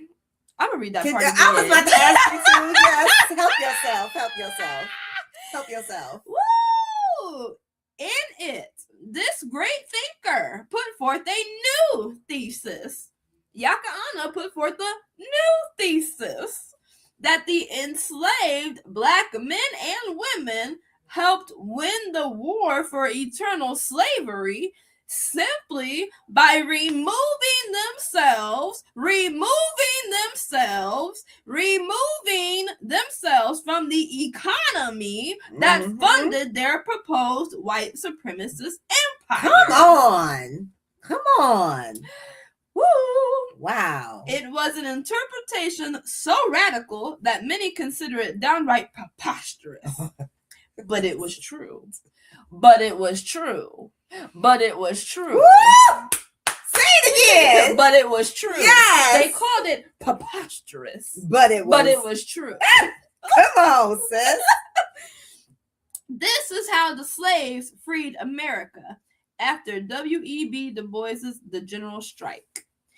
In 1860, on the eve of what we call the Civil War, the 4 million enslaved Americans of African descent were the most powerful force in the country.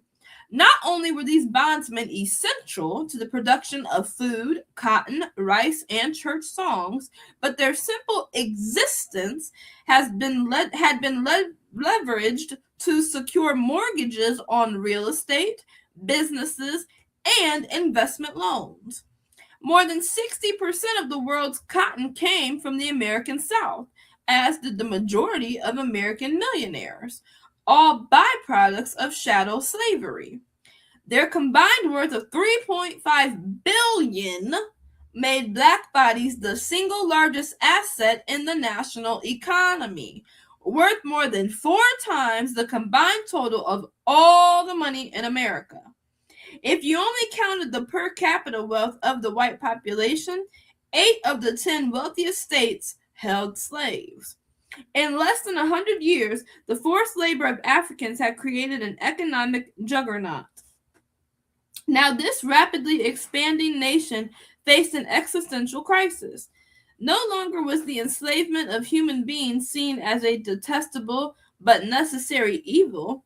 Canada, England, France, Spain, Portugal, and Mexico had abolished the institution more than a decade before the outbreak of the Civil War.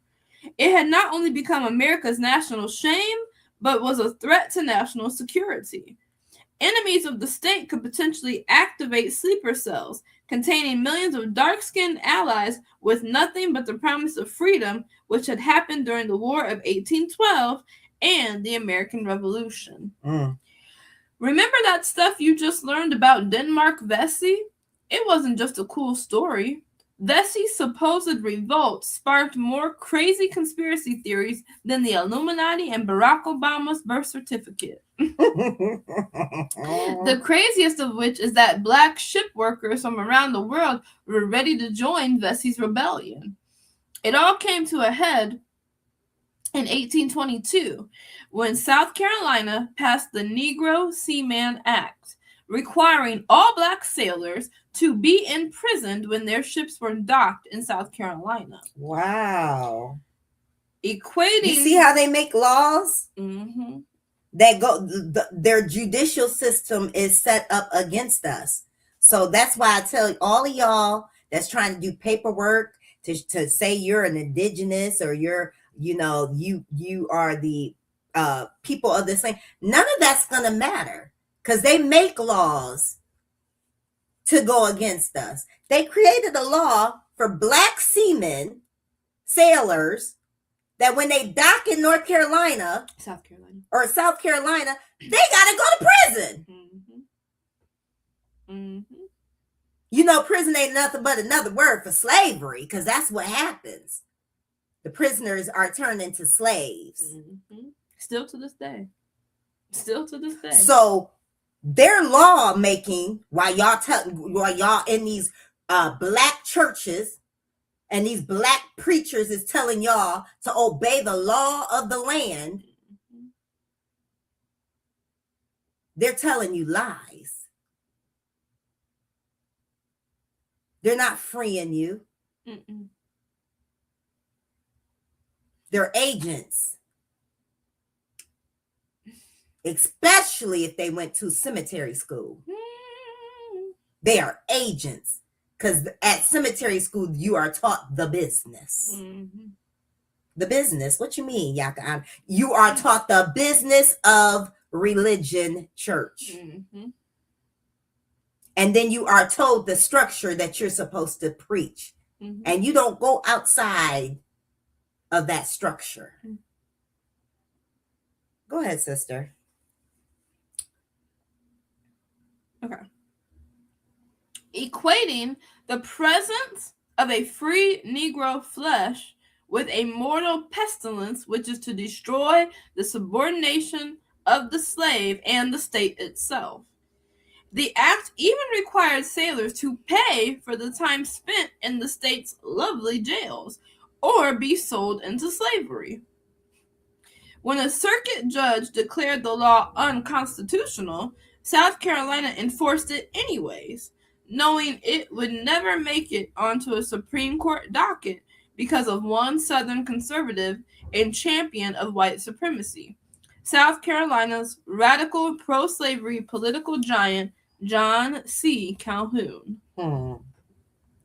Calhoun was arguably one of the most powerful men in antebellum politics, having served as a congressman, senator, secretary of war, secretary of state, and 2 terms as vice president.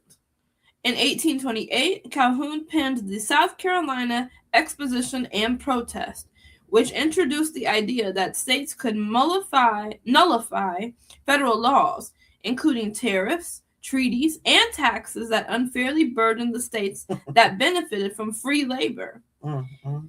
The earliest rumbles of the region's aversion to big government, policies that interfere with states' rights and the Southern way of life.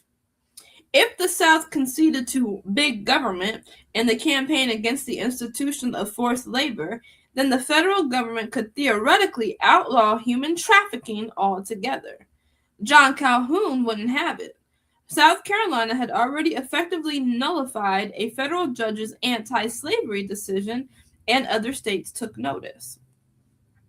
Eventually, Georgia, North Carolina, Florida, Alabama, Mississippi, and Texas passed laws that were identical to the Negro Seaman Act, effectively nullifying a federal judge's decision.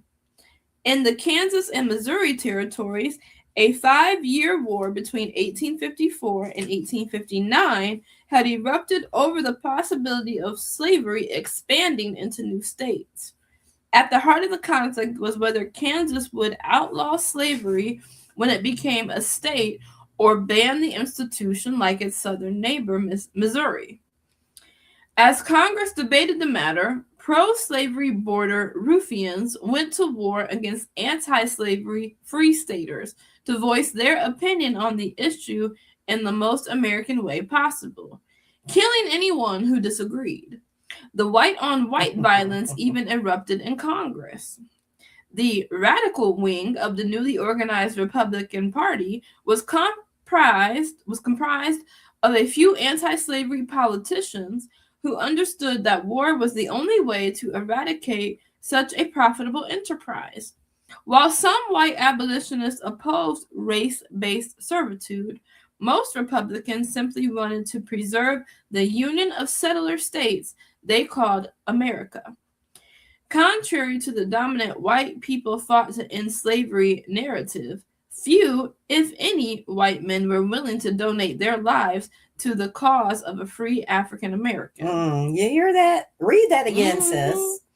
Contrary to the dominant white people fought to end slavery narrative, few, if any, white men were willing to donate their lives to the cause of a free African American.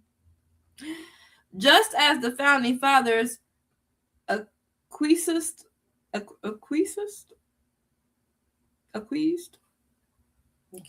to the South and excluded Black people from the all men are created equal when initiating the American experiment, most political leaders wanted to figure out a way to avoid North versus South showdown, even if it meant denying Black people's freedom.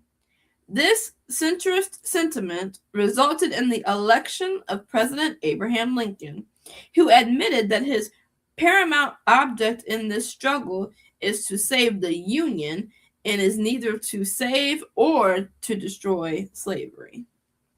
Yeah, Abraham Lincoln is fraudulent. Like he wasn't no abolitionist or supporter of freeing Negroes. All of this, what he was doing, all of this because actually they wanted to take control of the South, and this is the only way that they could take control of the South. Are you listening? How do you take control of something? Destroy its economic system. What was the South's economic system? Slavery. Come on. So how do you think, because the North and the South were divided governmental wise, they were divided. They weren't one union. So the Yankees the Union, the Northern, they wanted to overtake and control the South and wanted all of that territory to be one Union. So what do? You go in and you destroy their economic system. But they said, or she read earlier, which I told y'all, we're going to have to take it by force too. I done told y'all that. But they said it when she read earlier, the Congress said the only way they're going to be able to eradicate so-called slavery from the South is by going to war with them. War was the only option. So yeah, they teach this Abraham Lincoln. Didn't they teach that in the school that he was such a good? I always had this upstanding. He honest Abe. Yeah, he liked black people. He helped. Abolish slavery. He wasn't nothing but a prejudice cracker. And his agenda was not to free slaves. Because you know why his agenda was? He had no plan or no executive order in place to put the black man in an equal position as the white man once they were freed. That's right. How you gonna free these so-called millions and millions of people and have no plan for them economically once they're free? Come on. Because once they're free, they have no home, they have no land, they have no money, they have nothing. That's why his plan wasn't to help us. It was just to crumble the South's economic system, and that's it. But guess what they did for them hunkies down in the South? I'm going to just keep it 100 with y'all. Reparation. Them white folks down in the South that they went to war with, guess what they did? They rebuilt them. They compensated them. A lot of them were allowed to be able to get their slaves back. Woo!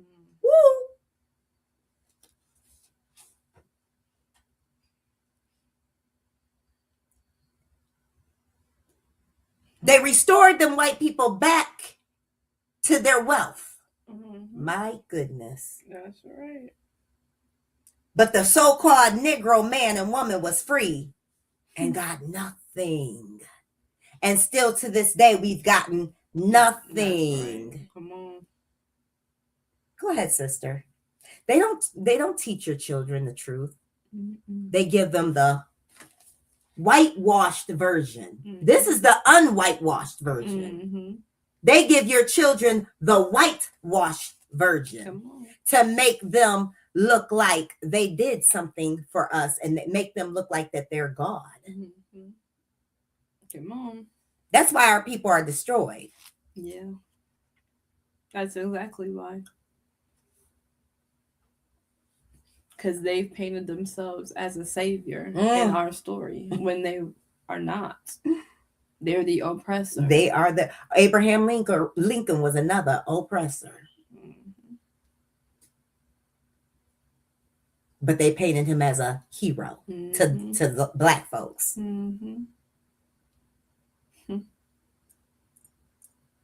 Jesus is another one. Your white Jesus. They paint him as a savior. But he's a what? A liar, a deceiver. Come on. Same as Paul. Another deceiver. That New Testament dogma, that strange Torah. That New Testament that your pastor and them love so much. A deceiver. Your pastor, a deceiver. We have it. This is church. You want to know what church is? This is church right here. This is the good news. Come on. And let me take that back. No, this ain't church because church means circus. Right. We're giving you the good news. Yes. Yes. You're getting the good news. You're getting edification. You're getting wisdom and knowledge. Yes. Oh, praises. You hang with us, you're not going to perish. Come on. For lack of knowledge. Go ahead, sister. Lincoln calmed fears of disunion by insisting that he had no plans to elevate Black Americans, free or enslaved, What? to the status of white men. Yeah, didn't I just say that? Yes, she did. Didn't I just say Yeah. he had no intention Mhm. of putting an economic system in place to put Black people in a good position after slavery? That's right. Matter of fact, he allowed, like I said, a lot of them to go right back into slavery because they had nowhere else to go. Come on. Go ahead, sister. Okay, he had no plans to elevate Black Americans, free or enslaved, to the status of white men. I will say then that I am not, nor ever have been, in favor of bringing about in any way the social and political equality of the Black and white races. And none of these white people, I'm Democrat, I'm a Republican, none of these white people that you dumb Negroes go and vote for, I'm a liberal. None of these white people have any intention of ever putting people economically, Black people economically equal to the white race. Not even your Trump. I don't know. I don't even know why are y'all so bamboozled? Y'all really, I promise, something is wrong with us. Yeah. Something's wrong with us. You think any of these crackers really love us? Got our best interest at our hand? Any of them? Are you serious? No. When have they ever? Never. We've had all these white presidents and he's not Black. I don't know what Obama was. But we had all these Black presidents and one colorized one. Did they do anything to undo some of the trauma that was put onto us? No, not at all. None of them had any intention to do right by us. They had no intention to ever level the playing field. None. So why do you think they're going to start? They're not. Exactly. That's why we coming out. And they got to let us go. They got to let us go. Come on. Go ahead, sister. He said in an 1858 speech, I will say in addition to this that there is a physical difference between the white and Black races, which I believe will forever forbid the two races living together on terms of social and political equality. That's because we are the dominant ones. Yeah, that's the differences. We are the dominant ones. Everything we do, we excel. We're just gentle people. We're not full of hatred and malice and wickedness. That's why we've never have overthrown you guys yet. Because we have such a gentle character about ourselves. We do. But Father's going to put a spirit on us. And we're going to overthrow you. You're going to be overthrown. But yeah, Lincoln was right. There is a difference. Structurally, physically, we're physically stronger. We're more intelligent. We're more family oriented. We're peaceful. And you guys are wicked. Hateful, jealous, envious, covetous, control freaks, narcissist. but you're going to be overthrown. Mm-hmm. You are. You are. The Most High, he's put, look, he already doing it with a lot of us. He didn't already put that spirit on it. Come on. But he's going to put that spirit on us to fight you and put you under demand. Go ahead. Mm-hmm. And inasmuch as they cannot so live, while they do remain together, there must be the position of superior and inferior. You see that? He said we have to put them in the position of inferior. And we have to stay superior, even though they're not. But they were able to put us in that position because they had the economics. They had the power. They had the control. Go ahead, sister. And I, as much as any other man, am in favor of having the superior position assigned to the white race. Once again, I need to emphasize this. No one, not the Northern abolitionists, Lincoln, the Union Army, the Confederate turncoats, or the slaves themselves, saw the inevitable showdown as a battle to end slavery. Neither North nor South had, before 1861, the slightest intention of going to war, wrote Du Bois. The thought was in many respects ridiculous. They were not prepared for war. The National Army was small, poorly equipped, and without experience. There was no file from which someone might draw plans of subjugation. When Northern armies entered the South, they became armies of emancipation. It was the last thing they planned to be. The North did not propose to attack property. It did not propose to free slaves. This was to be a white man's war to preserve the Union, and the Union must be preserved. To explain how the country broke this intractable stalemate, historians often point to Lincoln's election, the nullification crisis, bleeding Kansas, the Missouri Compromise, or any number of social, political, and economic factors that supposedly set the nation on the path toward the war for white rights. Rarely mentioned are the Black revolutionaries who escalated the national discord and further radicalized abolitionists and political figures of the period until the incongruity of a democracy that allowed human captivity could no longer be ignored.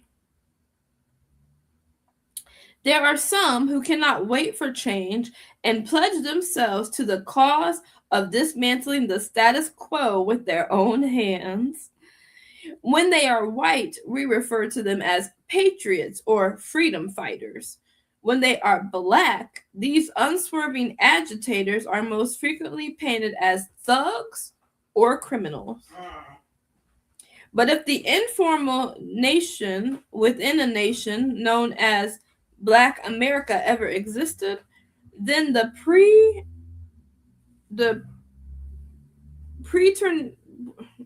preternatural instinct for survival and resistance that resides in the souls of Black folk at that time must be described as a unique form of patriotism.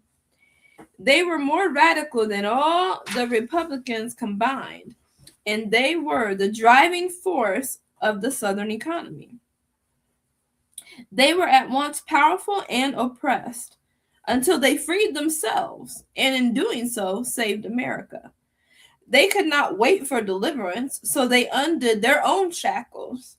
History is written by the victors, but it is made by the rebellious. This chapter is an ode to the great Black American Revolution, after Jimmy, after Denmark Vesey, after Nat Turner, after Black people, and each of their small-scale uprising and individual acts of desertion. All of them.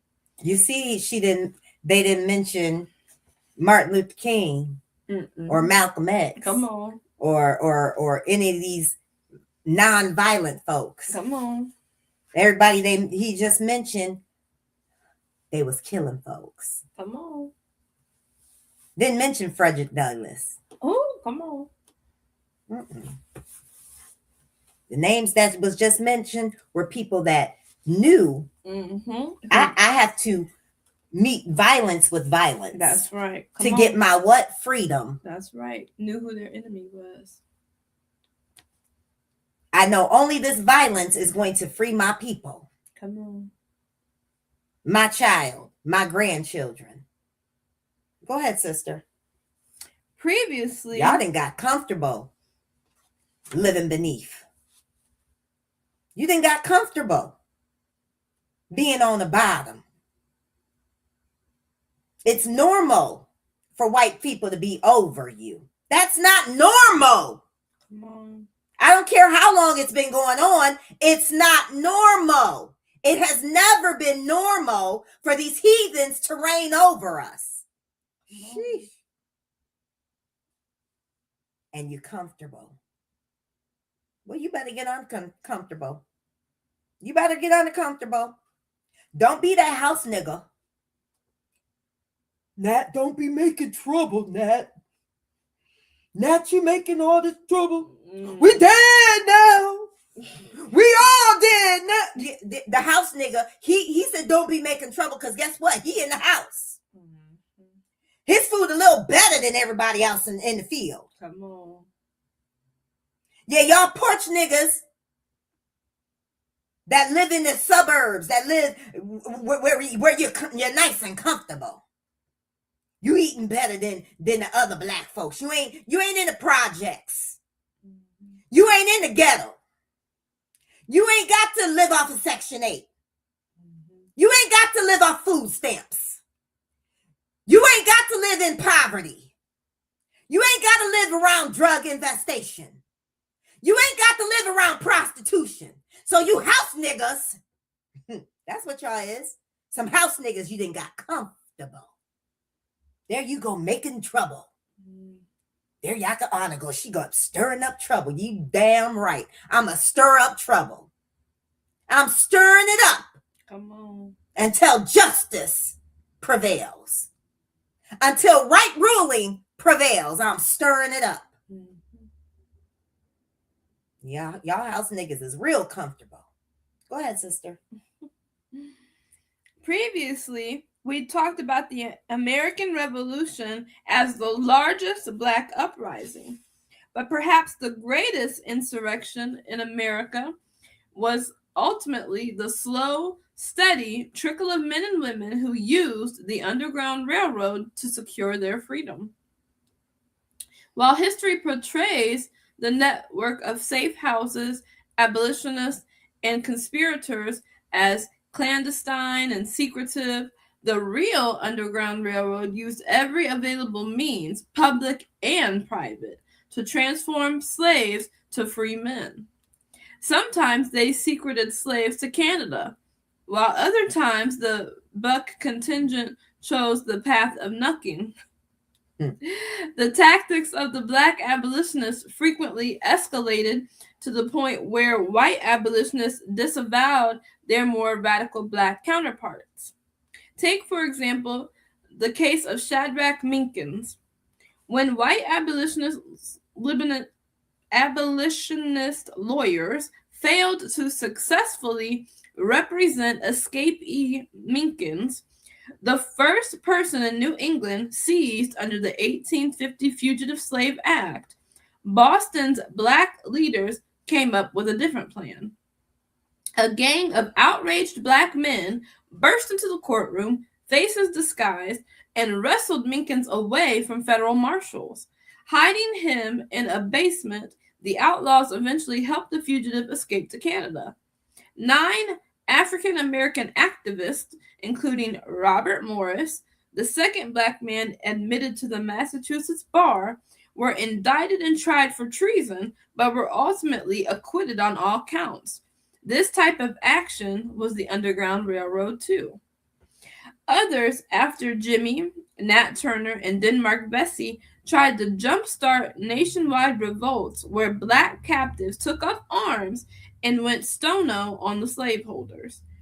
John Brown's brazen attack on the U.S. arsenal at Harper's Ferry, Virginia, on October 16, 1859, is often cited as the Civil War's first unofficial battle. Brown, a white abolitionist, alongside a crew of around 20 insurgents, attempted to initiate an uprising, but they were quickly snuffed out by a company of U.S. Marines. These freedom fighters were later tried, and Brown was hanged along with his co-conspirators. Brown was perceived as a tragic but delusional white man by those who were too blind to see that a reckoning was coming. Many Southerners took the incident as proof their captive property was not interested in taking up arms to fight. By the confession of Brown, it appears that the slaves were not parties to the plot, which, however, was concocted with the expectation that they would rise by thousands and join in it as soon as the first blow was struck, in which hope the conspirators were signally disappointed, read an editorial in the Kentucky Commonwealth. And unfortunately, that's how our people is today. Mm. We'll rise up a revolt, Mm-hmm. and our people won't show up. Come on. Because they what? Scared. Cowards. Come on. Why do you think it's only going to be a remnant? Come on, sis. Because many of them are cowards. Because they're cowards. Come on. They're comfortable. You're comfortable cowards. That's right. That's why it's only going to be a remnant. Come on. It's going to be a remnant of righteous warriors. Come on. All praises. All praises. And we're going to fight. Mm-hmm. And we're going to win. Mm-hmm. And we're going to be protected. Mm-hmm. Go ahead. For one, we do not believe that many, even of the most radical abolitionists, were encouraged in it, if they only knew.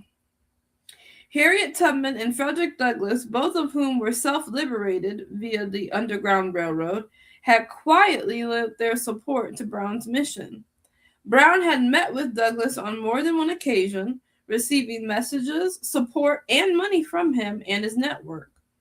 One of Brown's most trusted accomplices, Shields Green, actually met Brown while living at Douglass's home.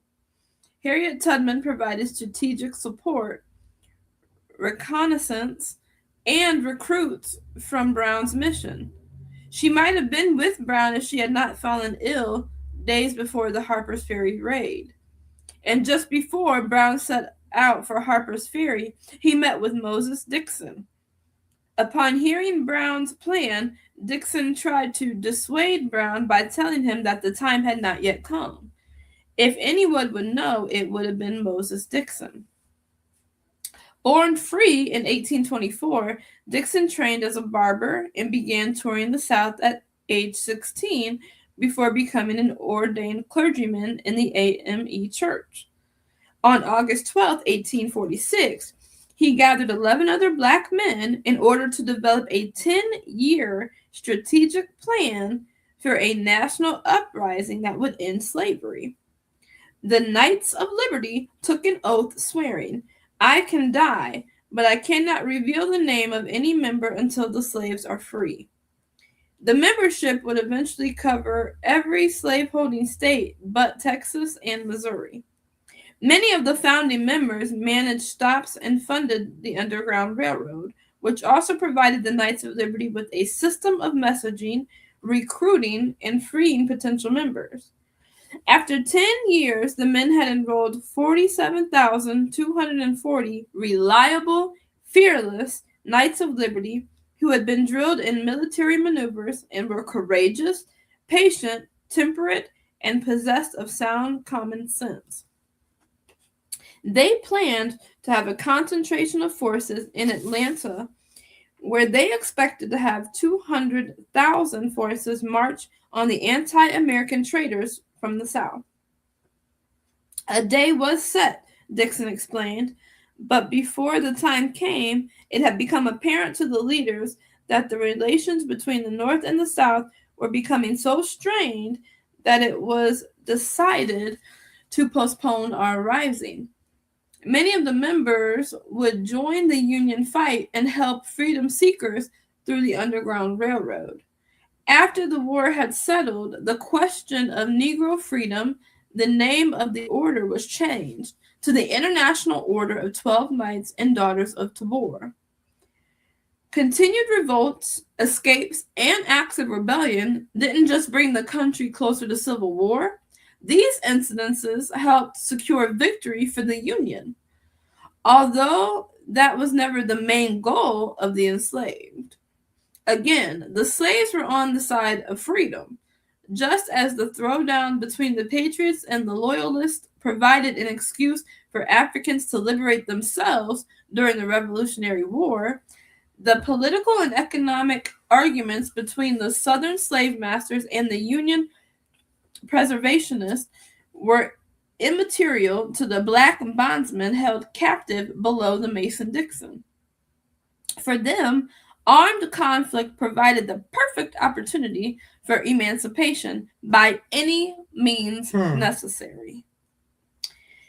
Given a choice between being part of America and owning slaves, the South chose treason and secession, sending the nation into what still stands as the bloodiest war in the history of this country.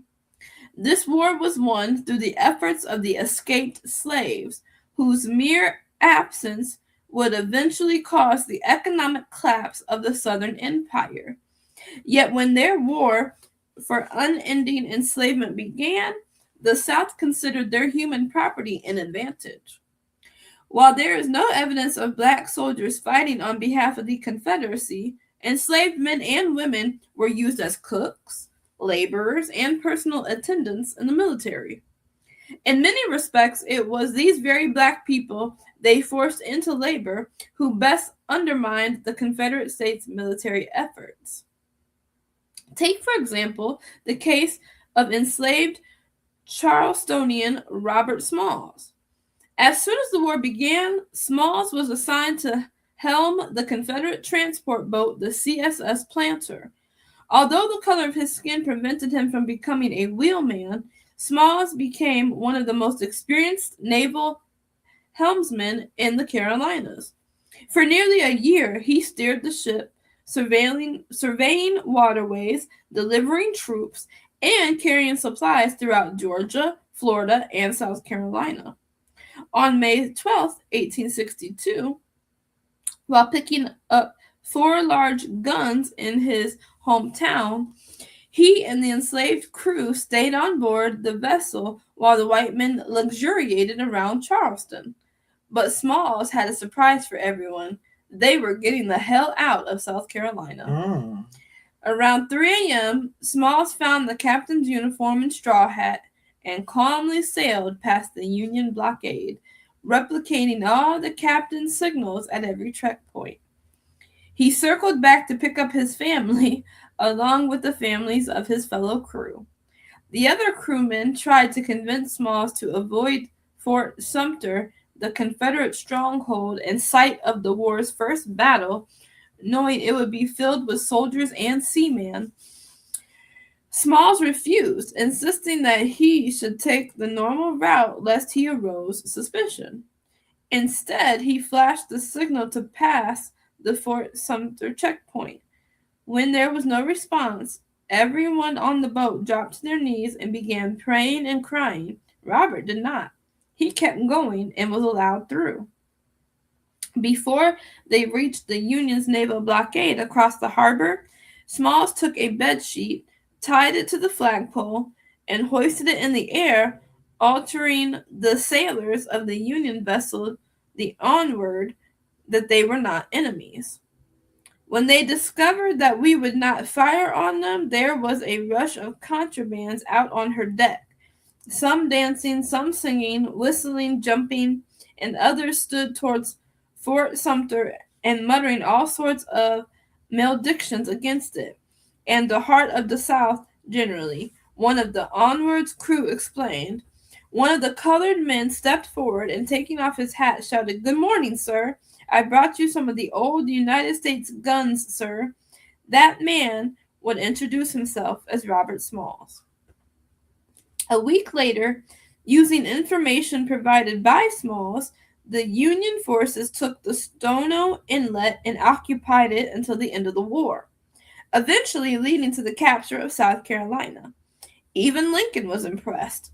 Little could he imagine that Smalls would not only dismantle his edict against enlisting escaped slaves into the Union Army, but in 1868 become one of the first black men elected to Congress, undermining Lincoln's 1858 position against making voters or jurors of Negroes, nor of qualifying them to hold office. When the fighting started, Union military leaders were unprepared for the influx of escaped slaves, ready to open long-preserved cans of whoop-ass on their pro-slavery taskmasters. The debate over the legal status of contrabands, like Robert Smalls, was as contentious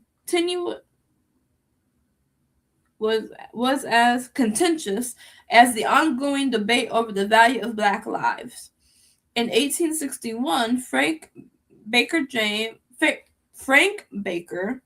James Townsend, and Shepherd Mallory stole a skiff near the spot where the White Lion landed with the first enslaved Africans in America.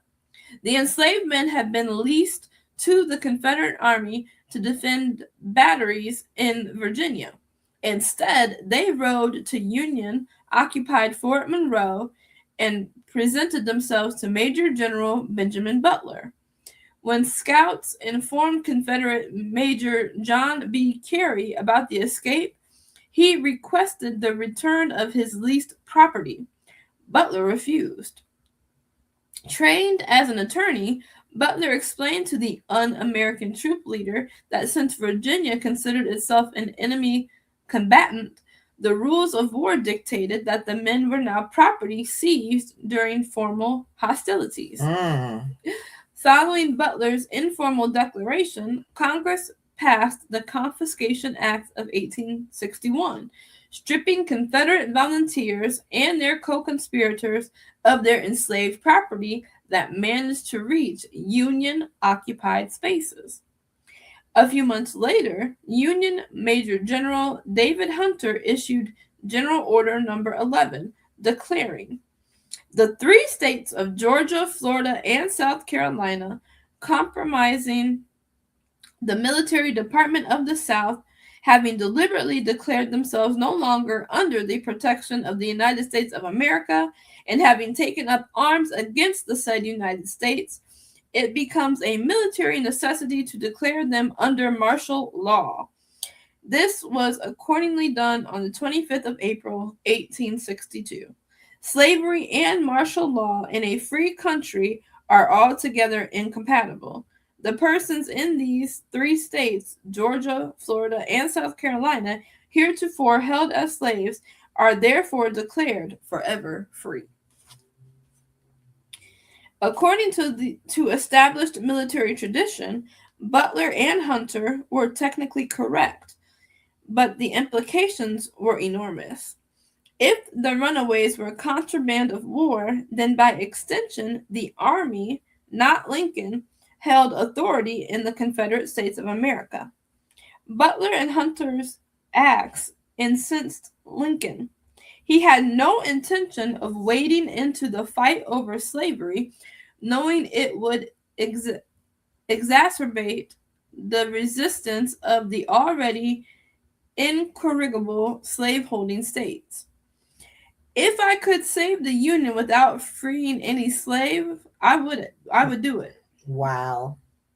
That's what he said. "If I could save the Union without freeing any slave, I would do it," Lincoln explained at New York Tribune editor Horace Greeley. "And if I could save it by freeing all the slaves, I would do it. And if I could save it by freeing some and leaving others alone, I would also do that.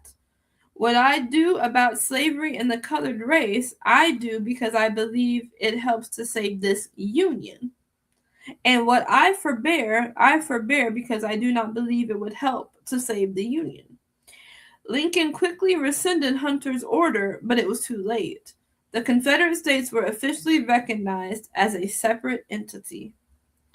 But General Hunter's controversial order that would eventually set Lincoln, Congress, and the Union forces on the path toward enlisting free black recruits and emancipating slaves was not his own idea. Hunter often consulted with a battlefield nurse who had been helping slaves flee to freedom, enlarging Hunter's crew of renegade soldiers. Hunter had even been paying her, but after the army stopped Hunter from recruiting black soldiers, she gave up her salary so she wouldn't be seen as Hunter's favorite. Instead, she baked pies in the evening to sell to the white soldiers. Re-enter Harriet Tubman. The famed conductor of the Underground Railroad was instrumental in Hunter's success in the South.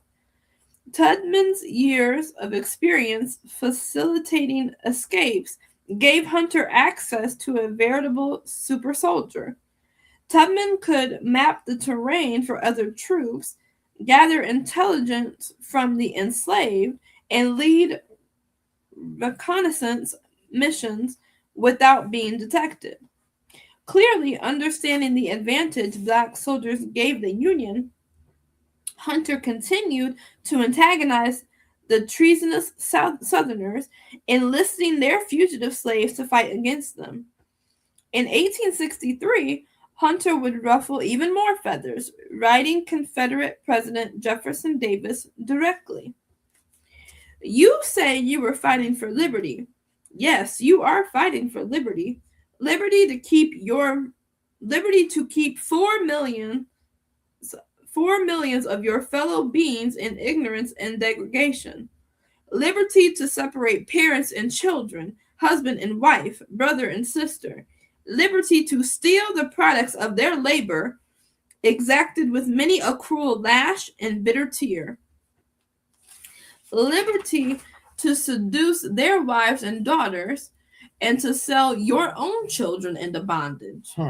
Liberty to kill these children with impunity, when the murder cannot be proven by one of pure white blood. This is the kind of liberty, the liberty to do wrong, which Satan, chief of the fallen angels, was contending for when he was cast into hell." Well, Jefferson Davis had already ordered Hunter to be executed, but he evaded capture. The War Department and Congress eventually came around to Hunter's line of thinking and formally enacted legislation through the two Confiscation Acts. The first Confiscation Act, signed on December 2nd, 1861, authorized Union troops to seize rebel property, which of course included slaves. The act authorized the troops to consider slaves as contraband, but did not specify their status. The Second Confiscation Act of 1862 clarified the position of the escaped slaves of anyone engaged in rebellion against the government of the United States, and the slaves of anyone who shall in any way give aid or comfort to Confederate contraband, declaring that all escaped slaves in Confederate territory shall be deemed captives of war and shall be forever free of their servitude and not again held as slaves.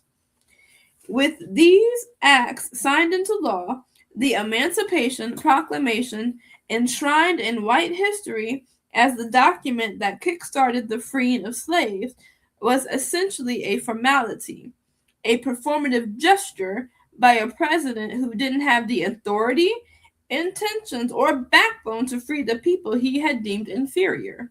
Come on. By 1865, the Union Army was managing more than 100 contraband camps to deal with the steady stream of escapees. Somewhere between 8,000 and 15,000 freedom seekers showed up in New Bern, North Carolina, from which William Henry Singleton recruited at least 1,000 black soldiers. After the Union capture of Roanoke Island, North Carolina, freedmen established their own self-sufficient town, the Roanoke Island Freedmen's Colony. But the largest of the refugee bases was at the site of a town west of Fort Monroe, Virginia. After 10,000 slaves turned themselves into freedmen by escaping to Phoebus, Virginia, Mary Peak, a free black woman, began gathering adults and children under an oak tree to teach them how to read. By the time the formerly enslaved gathered under that tree to hear Lincoln read the Emancipation Proclamation, they had transformed the Grand Contraband Camp into one of the first official self-contained black communities in America. Mary Peak's oak tree would become known as Emancipation Oak, and Peak's lessons would become the cornerstone for the historically black institution Hampton University. The ranks of the Union Army swelled with freedmen willing to fight. Among the approximately 185,000 black men who volunteered for the Union Army, 93,796 were from Confederate states. Wow. 16 were awarded the military's most prestigious decoration, the Medal of Honor. The 175 regiments of the United States colored troops gave the Union a decided advantage.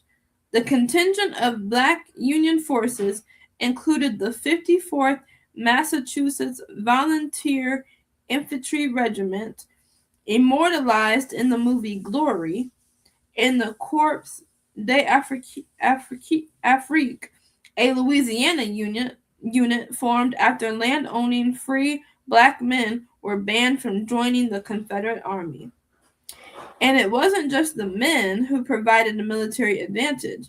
Everyone knows that Harriet Tubman had a thing against slavery, but most people don't know that during her time as a Civil War scout and nurse, she freed even more slaves than she did as a conductor on the Underground Railroad. On June 2nd, 1863, Tubman became the first woman, black or white, to lead a U.S. military operation, directing an armed assault during the Combahee Ferry raid, leaving the 150 black soldiers from Beaufort, South Carolina. Tubman provided reconnaissance and helped 3 gunboats dodge Confederate mines. Once they reached their destination, the men eased off the boats and attacked the Hayward, Middleton, and Lowndes plantations, 3 of the South's largest agricultural slave camps. They burned the rice plantations to the ground and filled the Union steamboats with more than 700 instantly freed bondsmen. Not one soldier was lost. Meanwhile, Mary Levasseur, sometimes Tuvasteur, not only helped millions of enslaved people taste freedom, she changed the history of warfare in the process. The battle for naval supremacy was crucial in the war of slaveholder aggression. Prior to this era, sea battles were a contest between easy-to-sink, extremely flammable wooden ships, and it likely would have stayed that way if not for Mary Levasseur, a free woman who was a talented artist. Not only could Levasseur sketch, but she was a gifted seamstress, which is how she wound up in the home of a Confederate engineer, whom she overheard discussing a plan to reinforce a salvaged Confederate ship with iron. Levasseur knew that this idea could turn the war for the South, so she copied the drawings, hid them under her dress, and asked for permission to visit her previous owners. She traveled to the nation's capital, where she received a military escort to meet with officials from the Department of the Navy. When the commander of the Norfolk station heard of her bravery, he asked the Navy secretary to offer Levasseur any reward which her services might be thought to merit for her brilliance and courageous act. The Union used the information to speed up the production of the USS Monitor, which would face off with the CSS Virginia, previously the USS Merrimack. In the world's first battle between two ironclad ships, signaling a new era of naval shipbuilding. The battle made worldwide news and ushered in a new era of water-based warfare that gave the Union Navy a clear advantage on the seas. For her efforts, Mary received a thank you letter. Tubman, Louvestier, Smalls, Minkins, and countless other names lost to history risked their lives for Black America. The South would incur devastating financial losses because hundreds of thousands of slaves absconded from Confederate homes and forced labor camps. Remember, the Black servants were much more than just labor. They held the intellectual property that created the billion-dollar agricultural industry that would have made the Confederate States of America the fourth wealthiest in the world, ahead of every European country except Britain. Their bodies secured the loans and mortgages that made the lower Mississippi Valley home to more millionaires than anywhere else in the United States. In terms of stopping the expansion of slavery, Denmark Vesey's revolt was actually successful. The Black Free Staters ensured that Kansas was admitted as a free state. The people who were enslaved were the power and the might of the South. The Union Army never intended to free the slaves. Lincoln didn't want to free the slaves. The Emancipation Proclamation couldn't free the slaves. Black people freed themselves. Come on, sis. Ain't that what you've been saying? Yeah. Black people freed themselves. Because their laws don't work for what? Us. For us. They're worthless. Their laws don't work for us. That's right. And nothing has changed. Y'all don't want to hear the truth. You don't want to accept the truth. Come on. I do. Their laws didn't work then for us, and their laws don't work now for us. It's not in our favor. Their laws are in place to make them on top, to keep them on top, and to keep us on the bottom. It's that simple. So we're going to have to free ourselves.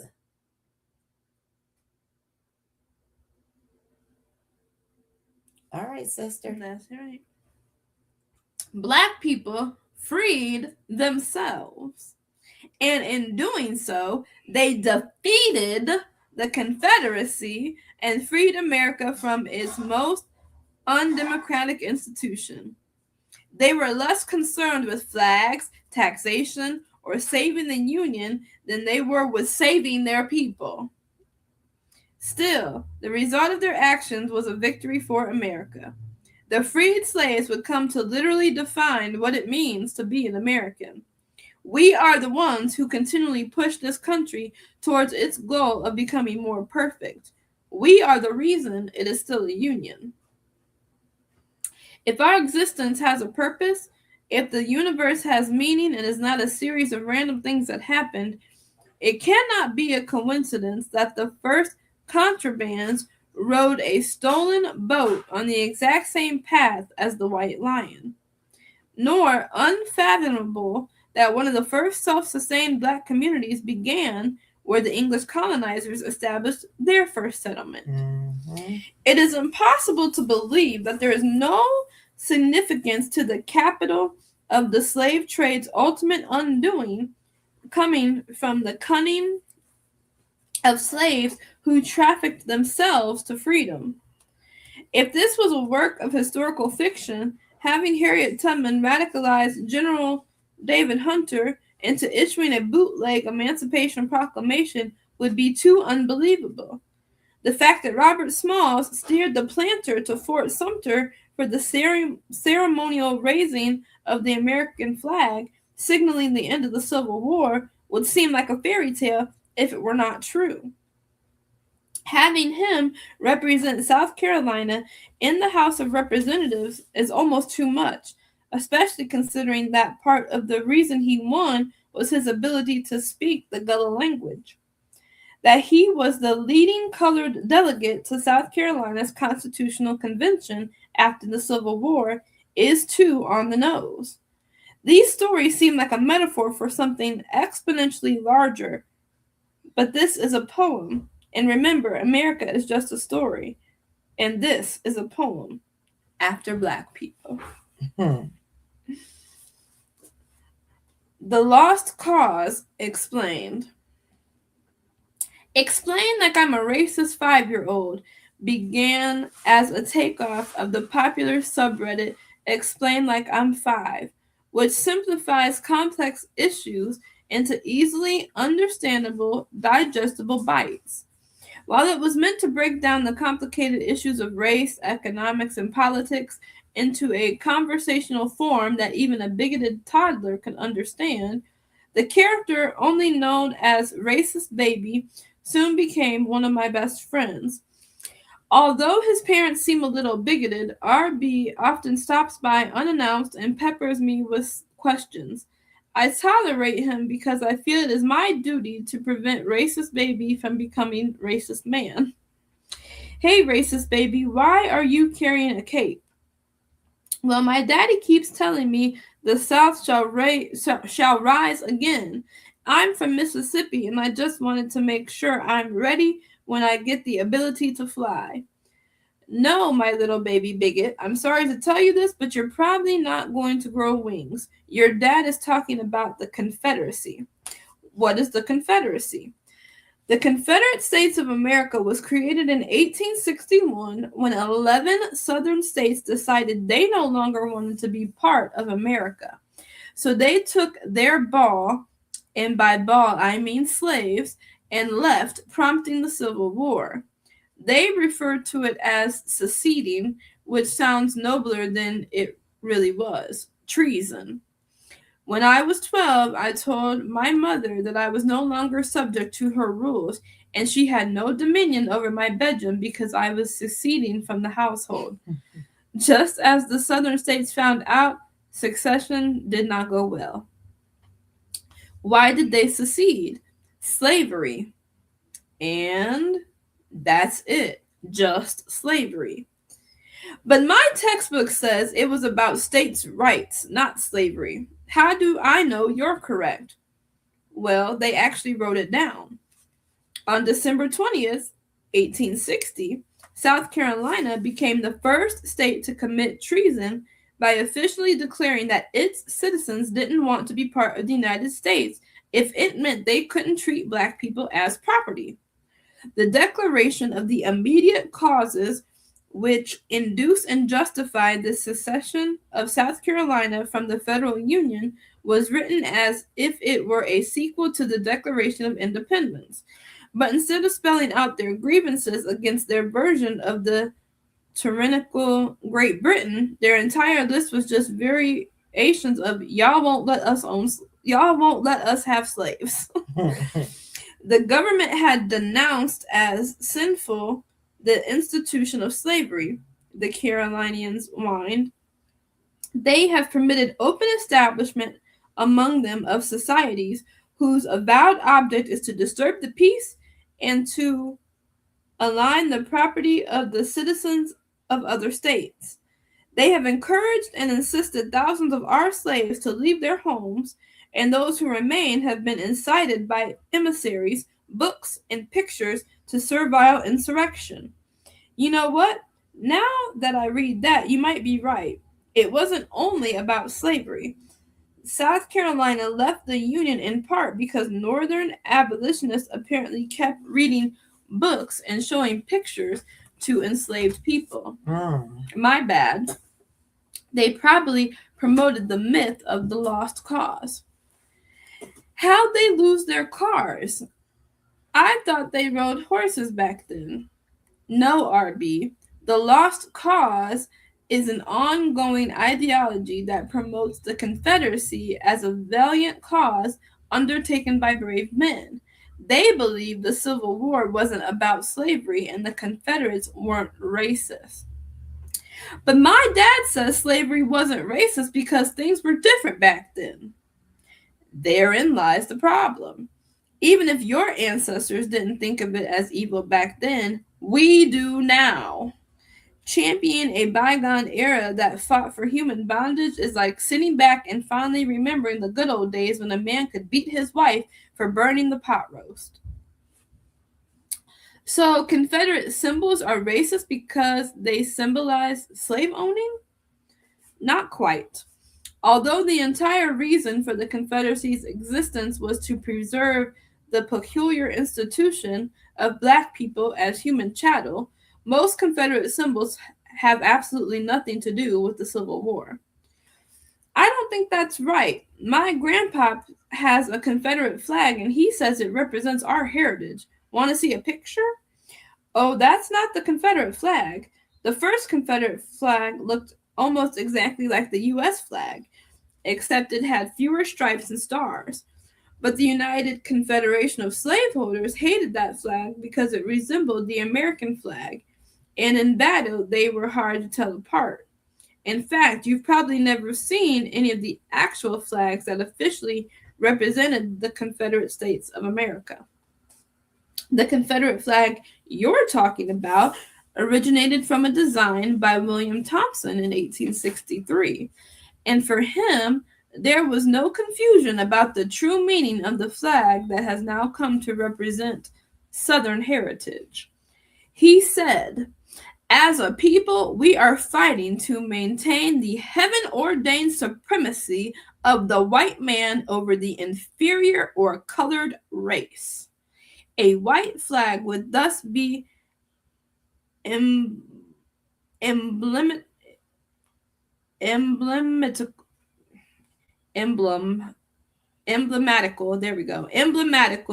of our cause." He called that flag the white man's flag, but that was revised into a third version, and the proliferation of that flag is all thanks to a group of white frat boys. According to historian Leroy Stafford Boyd, in 1812, a group of University of North Carolina students founded the fraternity Ku Klux Klan, the official name of an order that also went under the name of Circle of Brothers, Kappa Alpha, Ka, and the Alpha Society. Kappa Alpha began to emerge with independent chapters throughout the South until the fraternity essentially went extinct just before the Civil War. In October 1865, defeated Confederate General Robert E. Lee officially became president of Washington College, now Washington and Lee University in Lexington, Virginia. 2 months later, on December 21st, 1865, a new Kappa Alpha order was founded there. Confederate veterans Samuel Zenas Amendment is celebrated as the frat's practical founder because of his idolization of Lee and the Confederacy as described in early KA literature. Southern in its loves, it took Stonewall Jackson and Lee as its favorite types of perfect knight. Caucasian in its sympathies,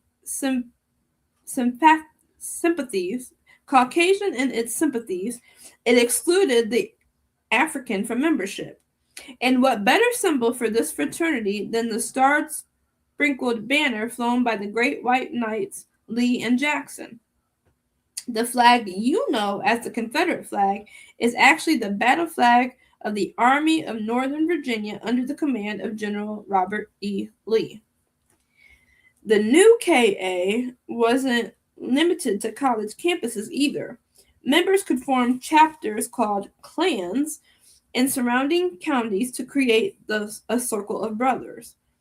3 days after... That's crazy, because when you were saying the one that the brothers that started it and you were saying their name, they had the name Klutz. Ku Klux. Ku yeah. Klux. Ku Fraternity. Klux. Mhm. And I was like, wait a minute, that sounds like Ku Klux Klan. Mhm. Mhm. Okay, so now we get into the truth. Okay. Mhm. Yeah. This is where it all comes from.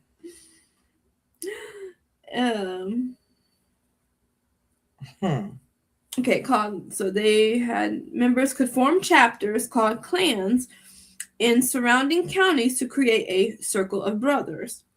3 days after Kappa Alpha 2.0's founding, 6 men, including former... So the Klan was started by these 3 brothers in a university. So this lets you know that the Ku Klux Klan ain't a bunch of just redneck men. You know what I'm saying? That's what they try to make it look like. Like the Klan is a bunch of redneck men. But these are white men who are educated supposedly by their white ass educational system. And then these are white men that's put into what? Political office. That's right. Or put into high ranking situations. So the Klan has always and still is in positions of authority that work against our people. Yeah. So the Klan comes from the universities. Not a bunch of redneck hillbilly men that are uneducated. No.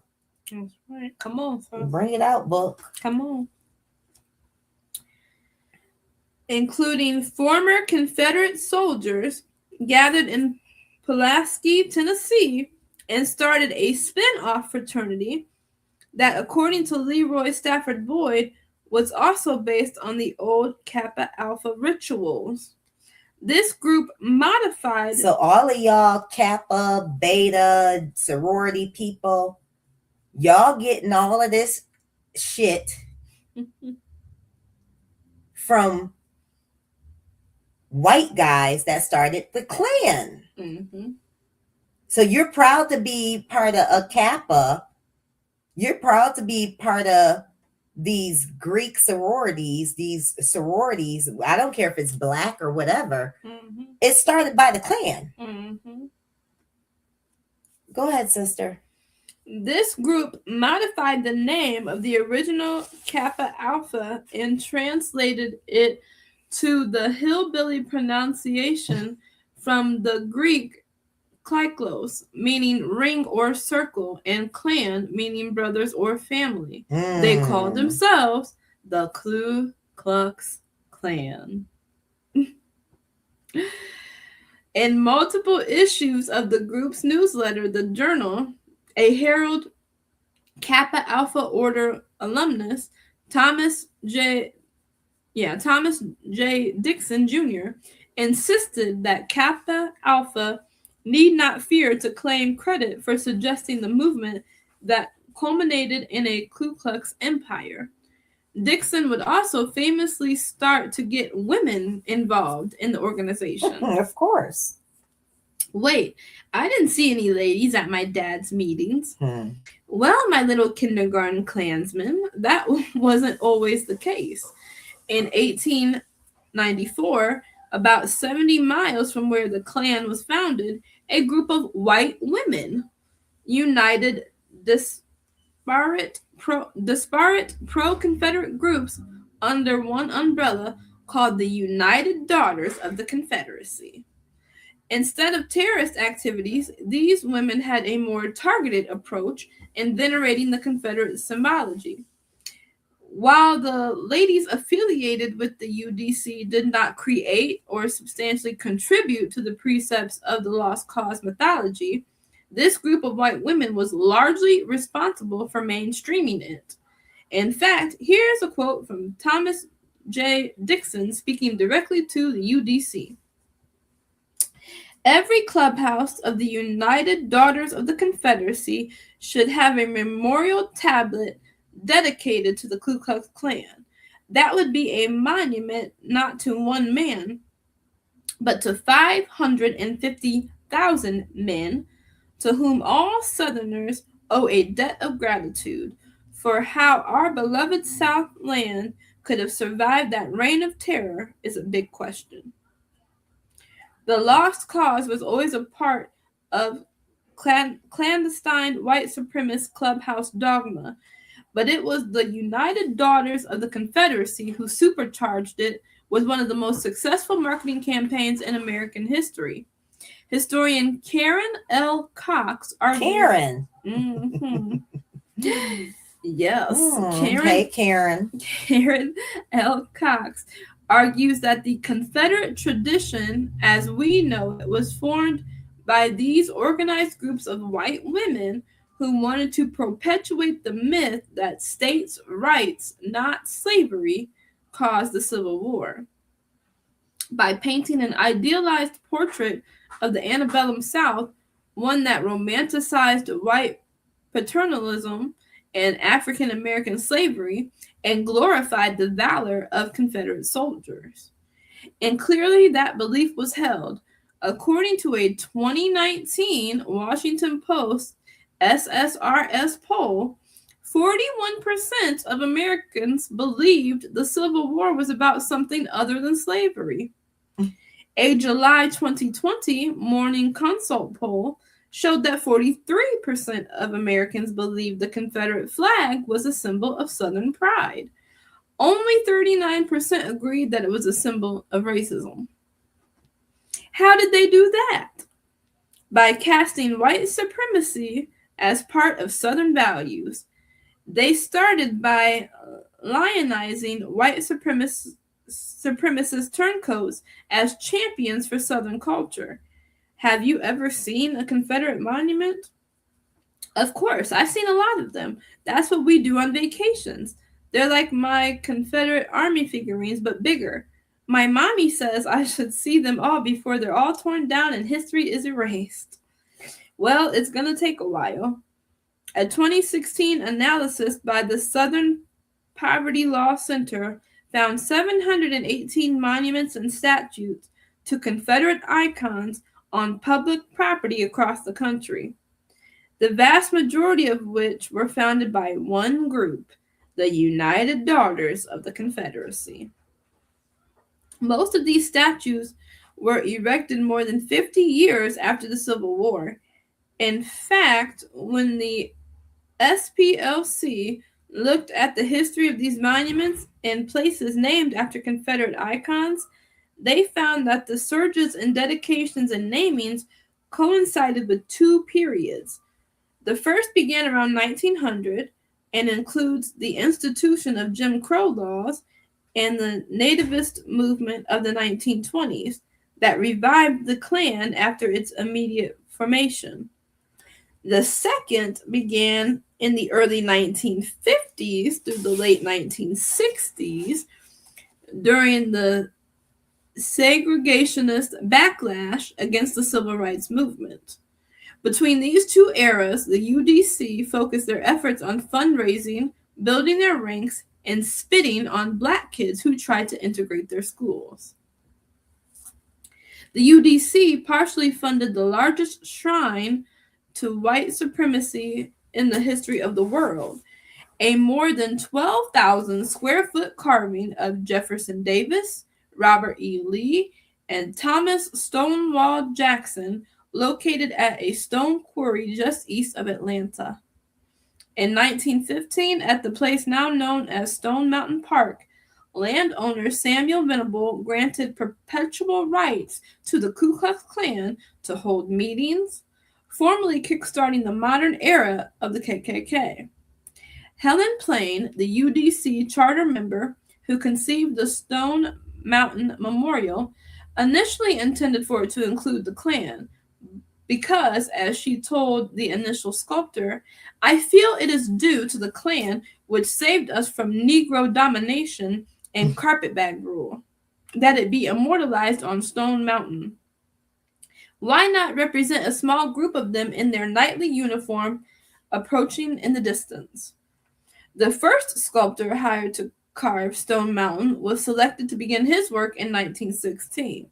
He ran out of time and money, but after the Supreme Court's Brown versus Board of Education decision brought desegregation to Georgia, donations poured into the UDC's coffers, allowing them to complete their work. The park finally opened as a tourist attraction on April 14th, 1965, exactly 100 years to the day after President Abraham Lincoln was shot by a white supremacist. Wow, that timing is a little funny, but maybe they really loved their veterans. Aw, my little Confederate kiddo. The United Daughters of the Confederacy was as concerned about preserving the memory of Confederate soldiers as your dad's choir members are concerned with roasting marshmallows on flaming crosses. By the turn of the 20th century, many of the women who were actual wives and daughters of Civil War veterans were either dead or suffering from bouts of the vapors. But instead of disintegrating, the UDC saw a surge in membership, fueled by the growing determination to separate the races with Jim Crow laws.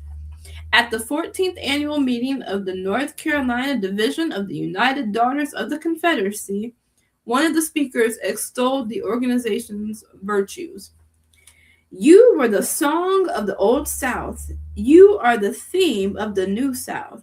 And today, in this high hour of peace and commercialism, when men are prone to forget, we find you banded together, United Daughters of the Confederacy, all still loyal to Southern rights, democracy, and thank God to white supremacy. Are you saying that they brainwashed people into loving the Civil War's losing side by building statues and waving a flag? The new generation of Southern belles were less concerned about memorializing veterans than they were about institutionalizing the tradition of white supremacy that the army of racists fought to uphold. And the statue thing was only one part of their campaign to brainwash people into venerating white supremacists. The UDC's plan was multi-layered. Their National History Committee organized propaganda campaigns in school districts across the country, including its annual essay contest that rewarded children who wrote glowing reviews of the South's disbanded slave-owning utopia. They also sponsored parades, placed Confederate flags alongside the U.S. flag in schools across America, and even founded Children of the Confederacy chapters. Mm-hmm. But perhaps the Daughters' biggest impact was the way they shaped... Now, I just saw where they did have Children of the Confederates. So they, just like the women started a Confederate group, their version of the KKK, mm-hmm. they started one for children. Wow. Mm-hmm. And this is how it's still alive today. Mm-hmm. And they were teaching their children mm-hmm. at very young ages, yes. From the womb, to be racist. Mm-hmm. Mm-hmm. But perhaps the Daughters' biggest impact was the way they shaped how kids like you learn about slavery. No single organization influenced the way educators teach the antebellum South and the Civil War more than the UDC. By World War I, the UDC had more members than any teachers' union, parent-teacher association, or historical society in America. The UDC's history committee eventually became so powerful that they were not only allowed to choose which textbooks were acceptable for teaching history, but they began to write their own. You hear this? So this is who constructed our educational system. White racist women. White racist women.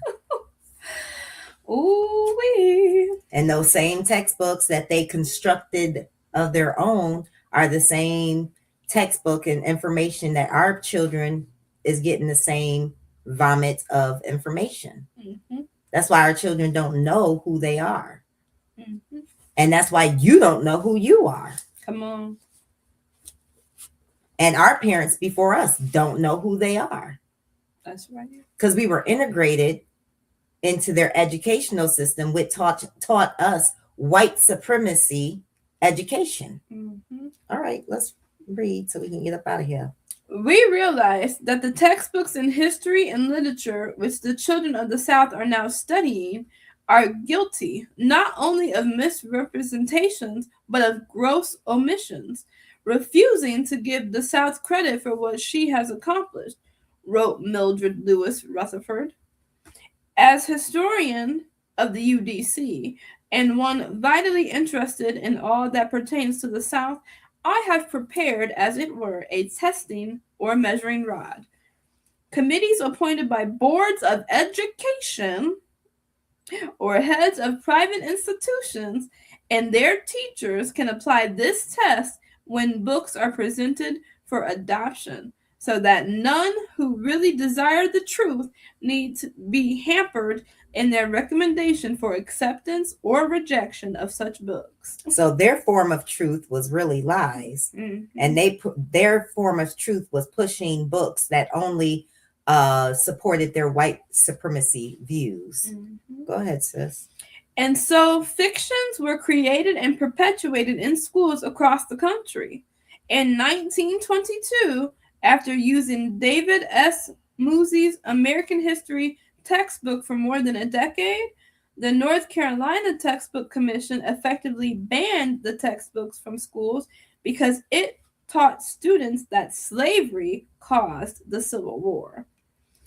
A 1957 UDC-sanctioned textbook claimed that Virginia's enslaved Africans were generally happy and insisted that Negroes went about in a cheerful manner, making a living for themselves and for those for whom they worked.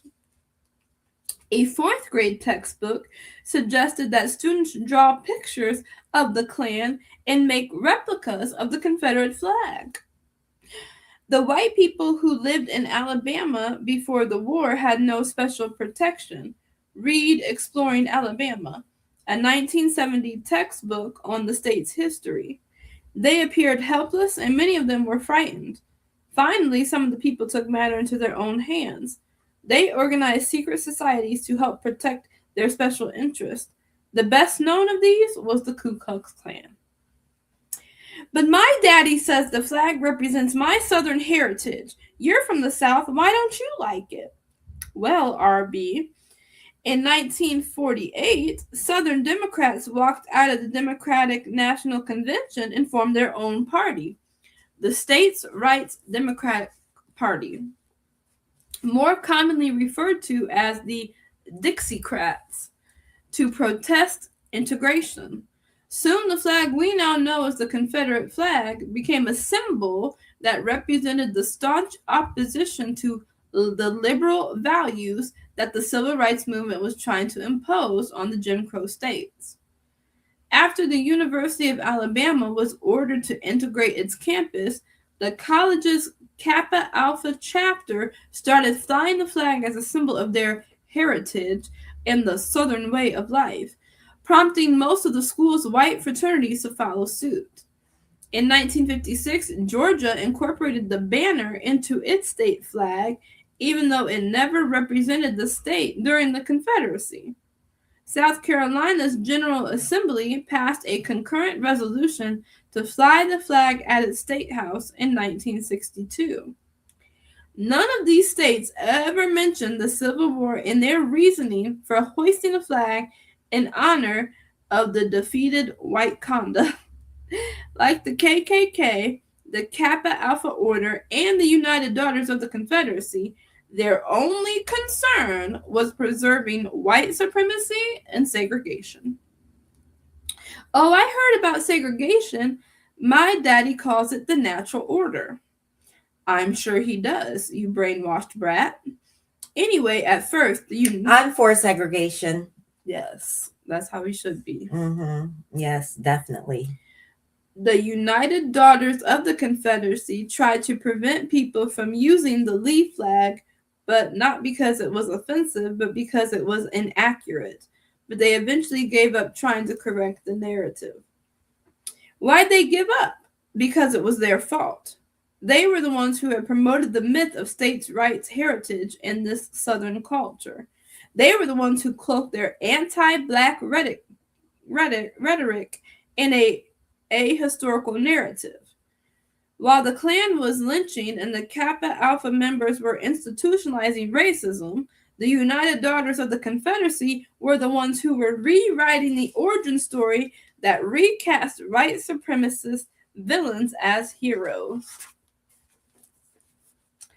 But if people have been taught that the Confederate flag represents their heritage, then is it racist? If your dad taught you that he believes 2 + 2 = 5, does that mean that everyone else should accept it? Should we change all the calculators to accommodate your dad's incorrect math tutorial? Wait, I'm still trying to add up 2 + 2. My point is this. It doesn't matter what anyone believes. The truth is...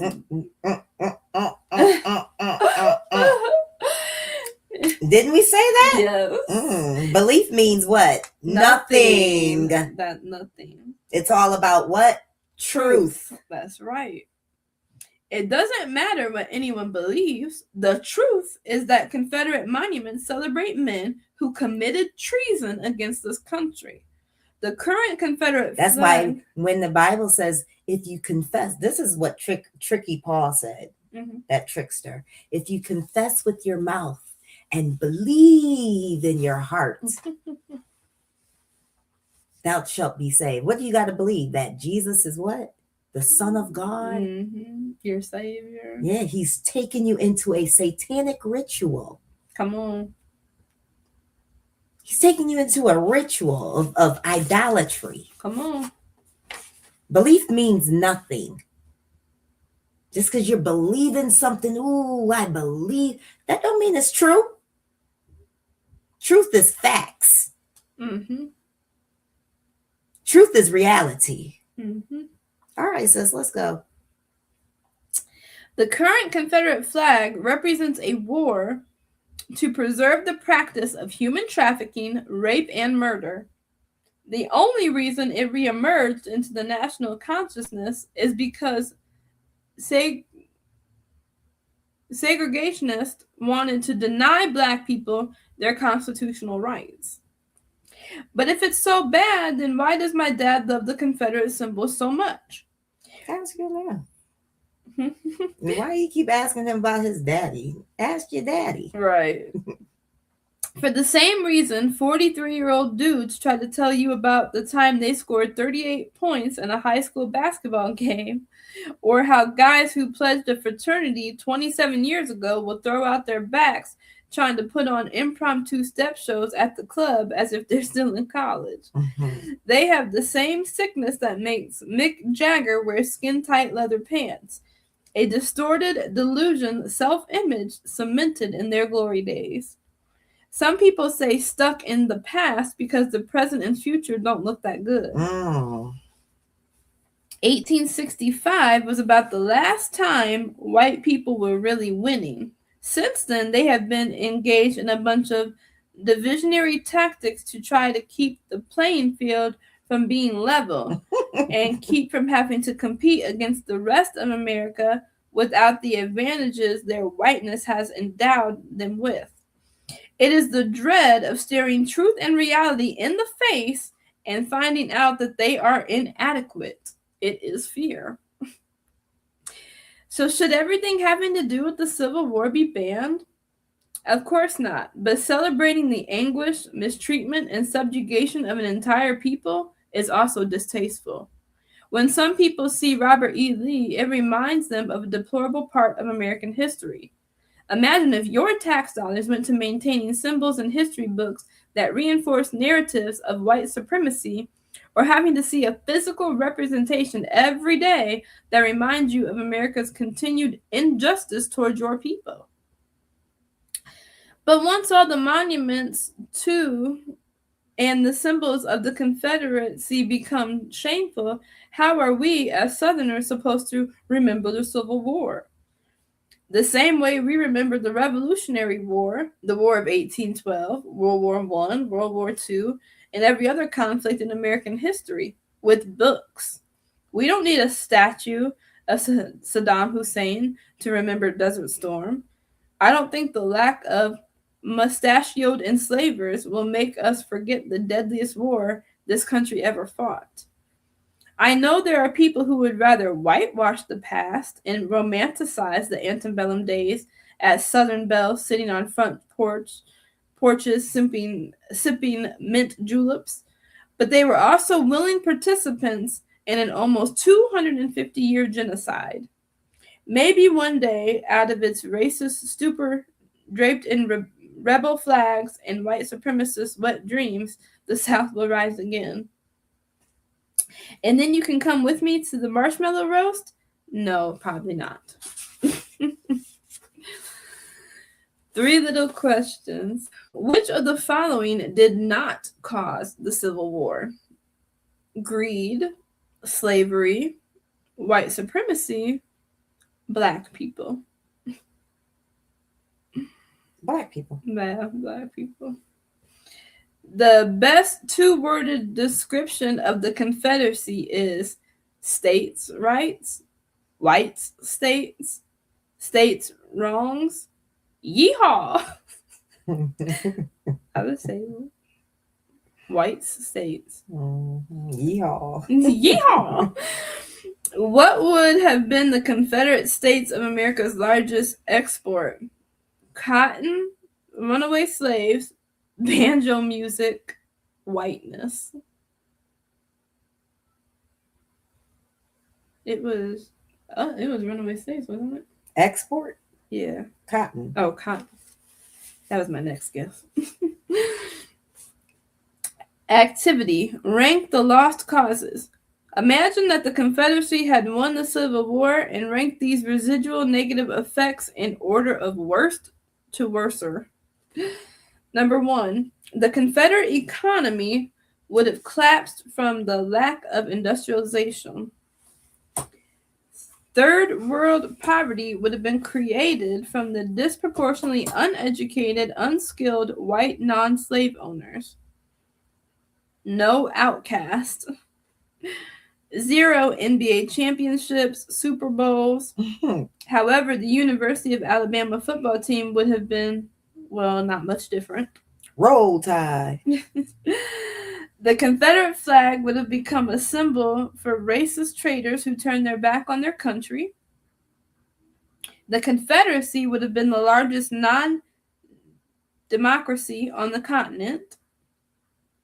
Once secession became precedent, any state could succeed whenever they disagreed with federal laws.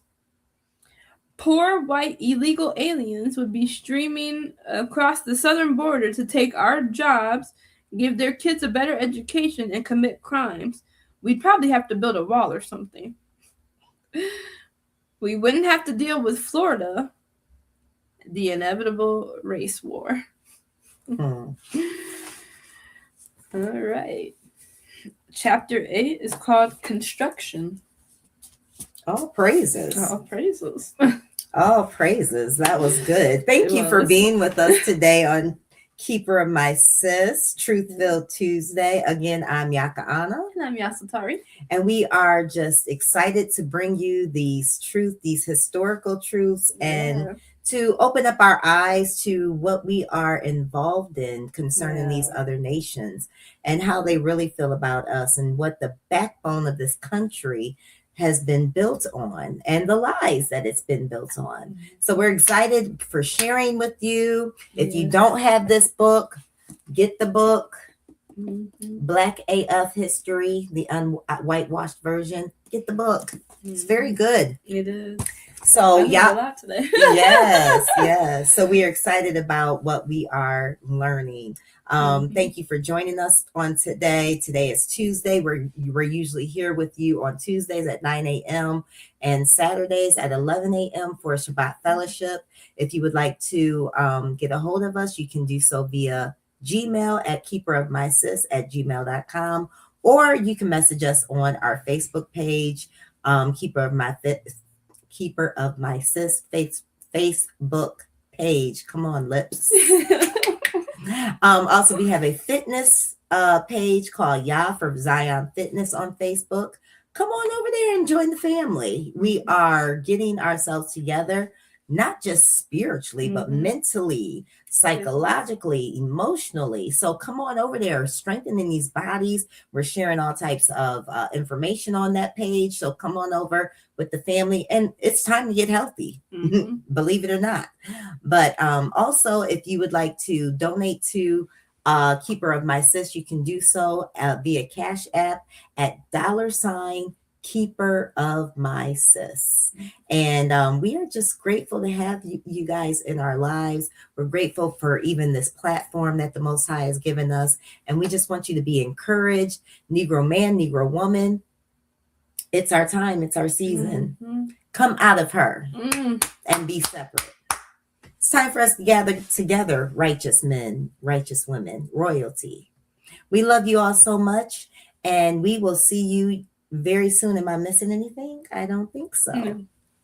We will see you very soon, and we are excited about your future. All right. Be safe and be baruched on today. Shalom. Shalom, shalom. Love y'all.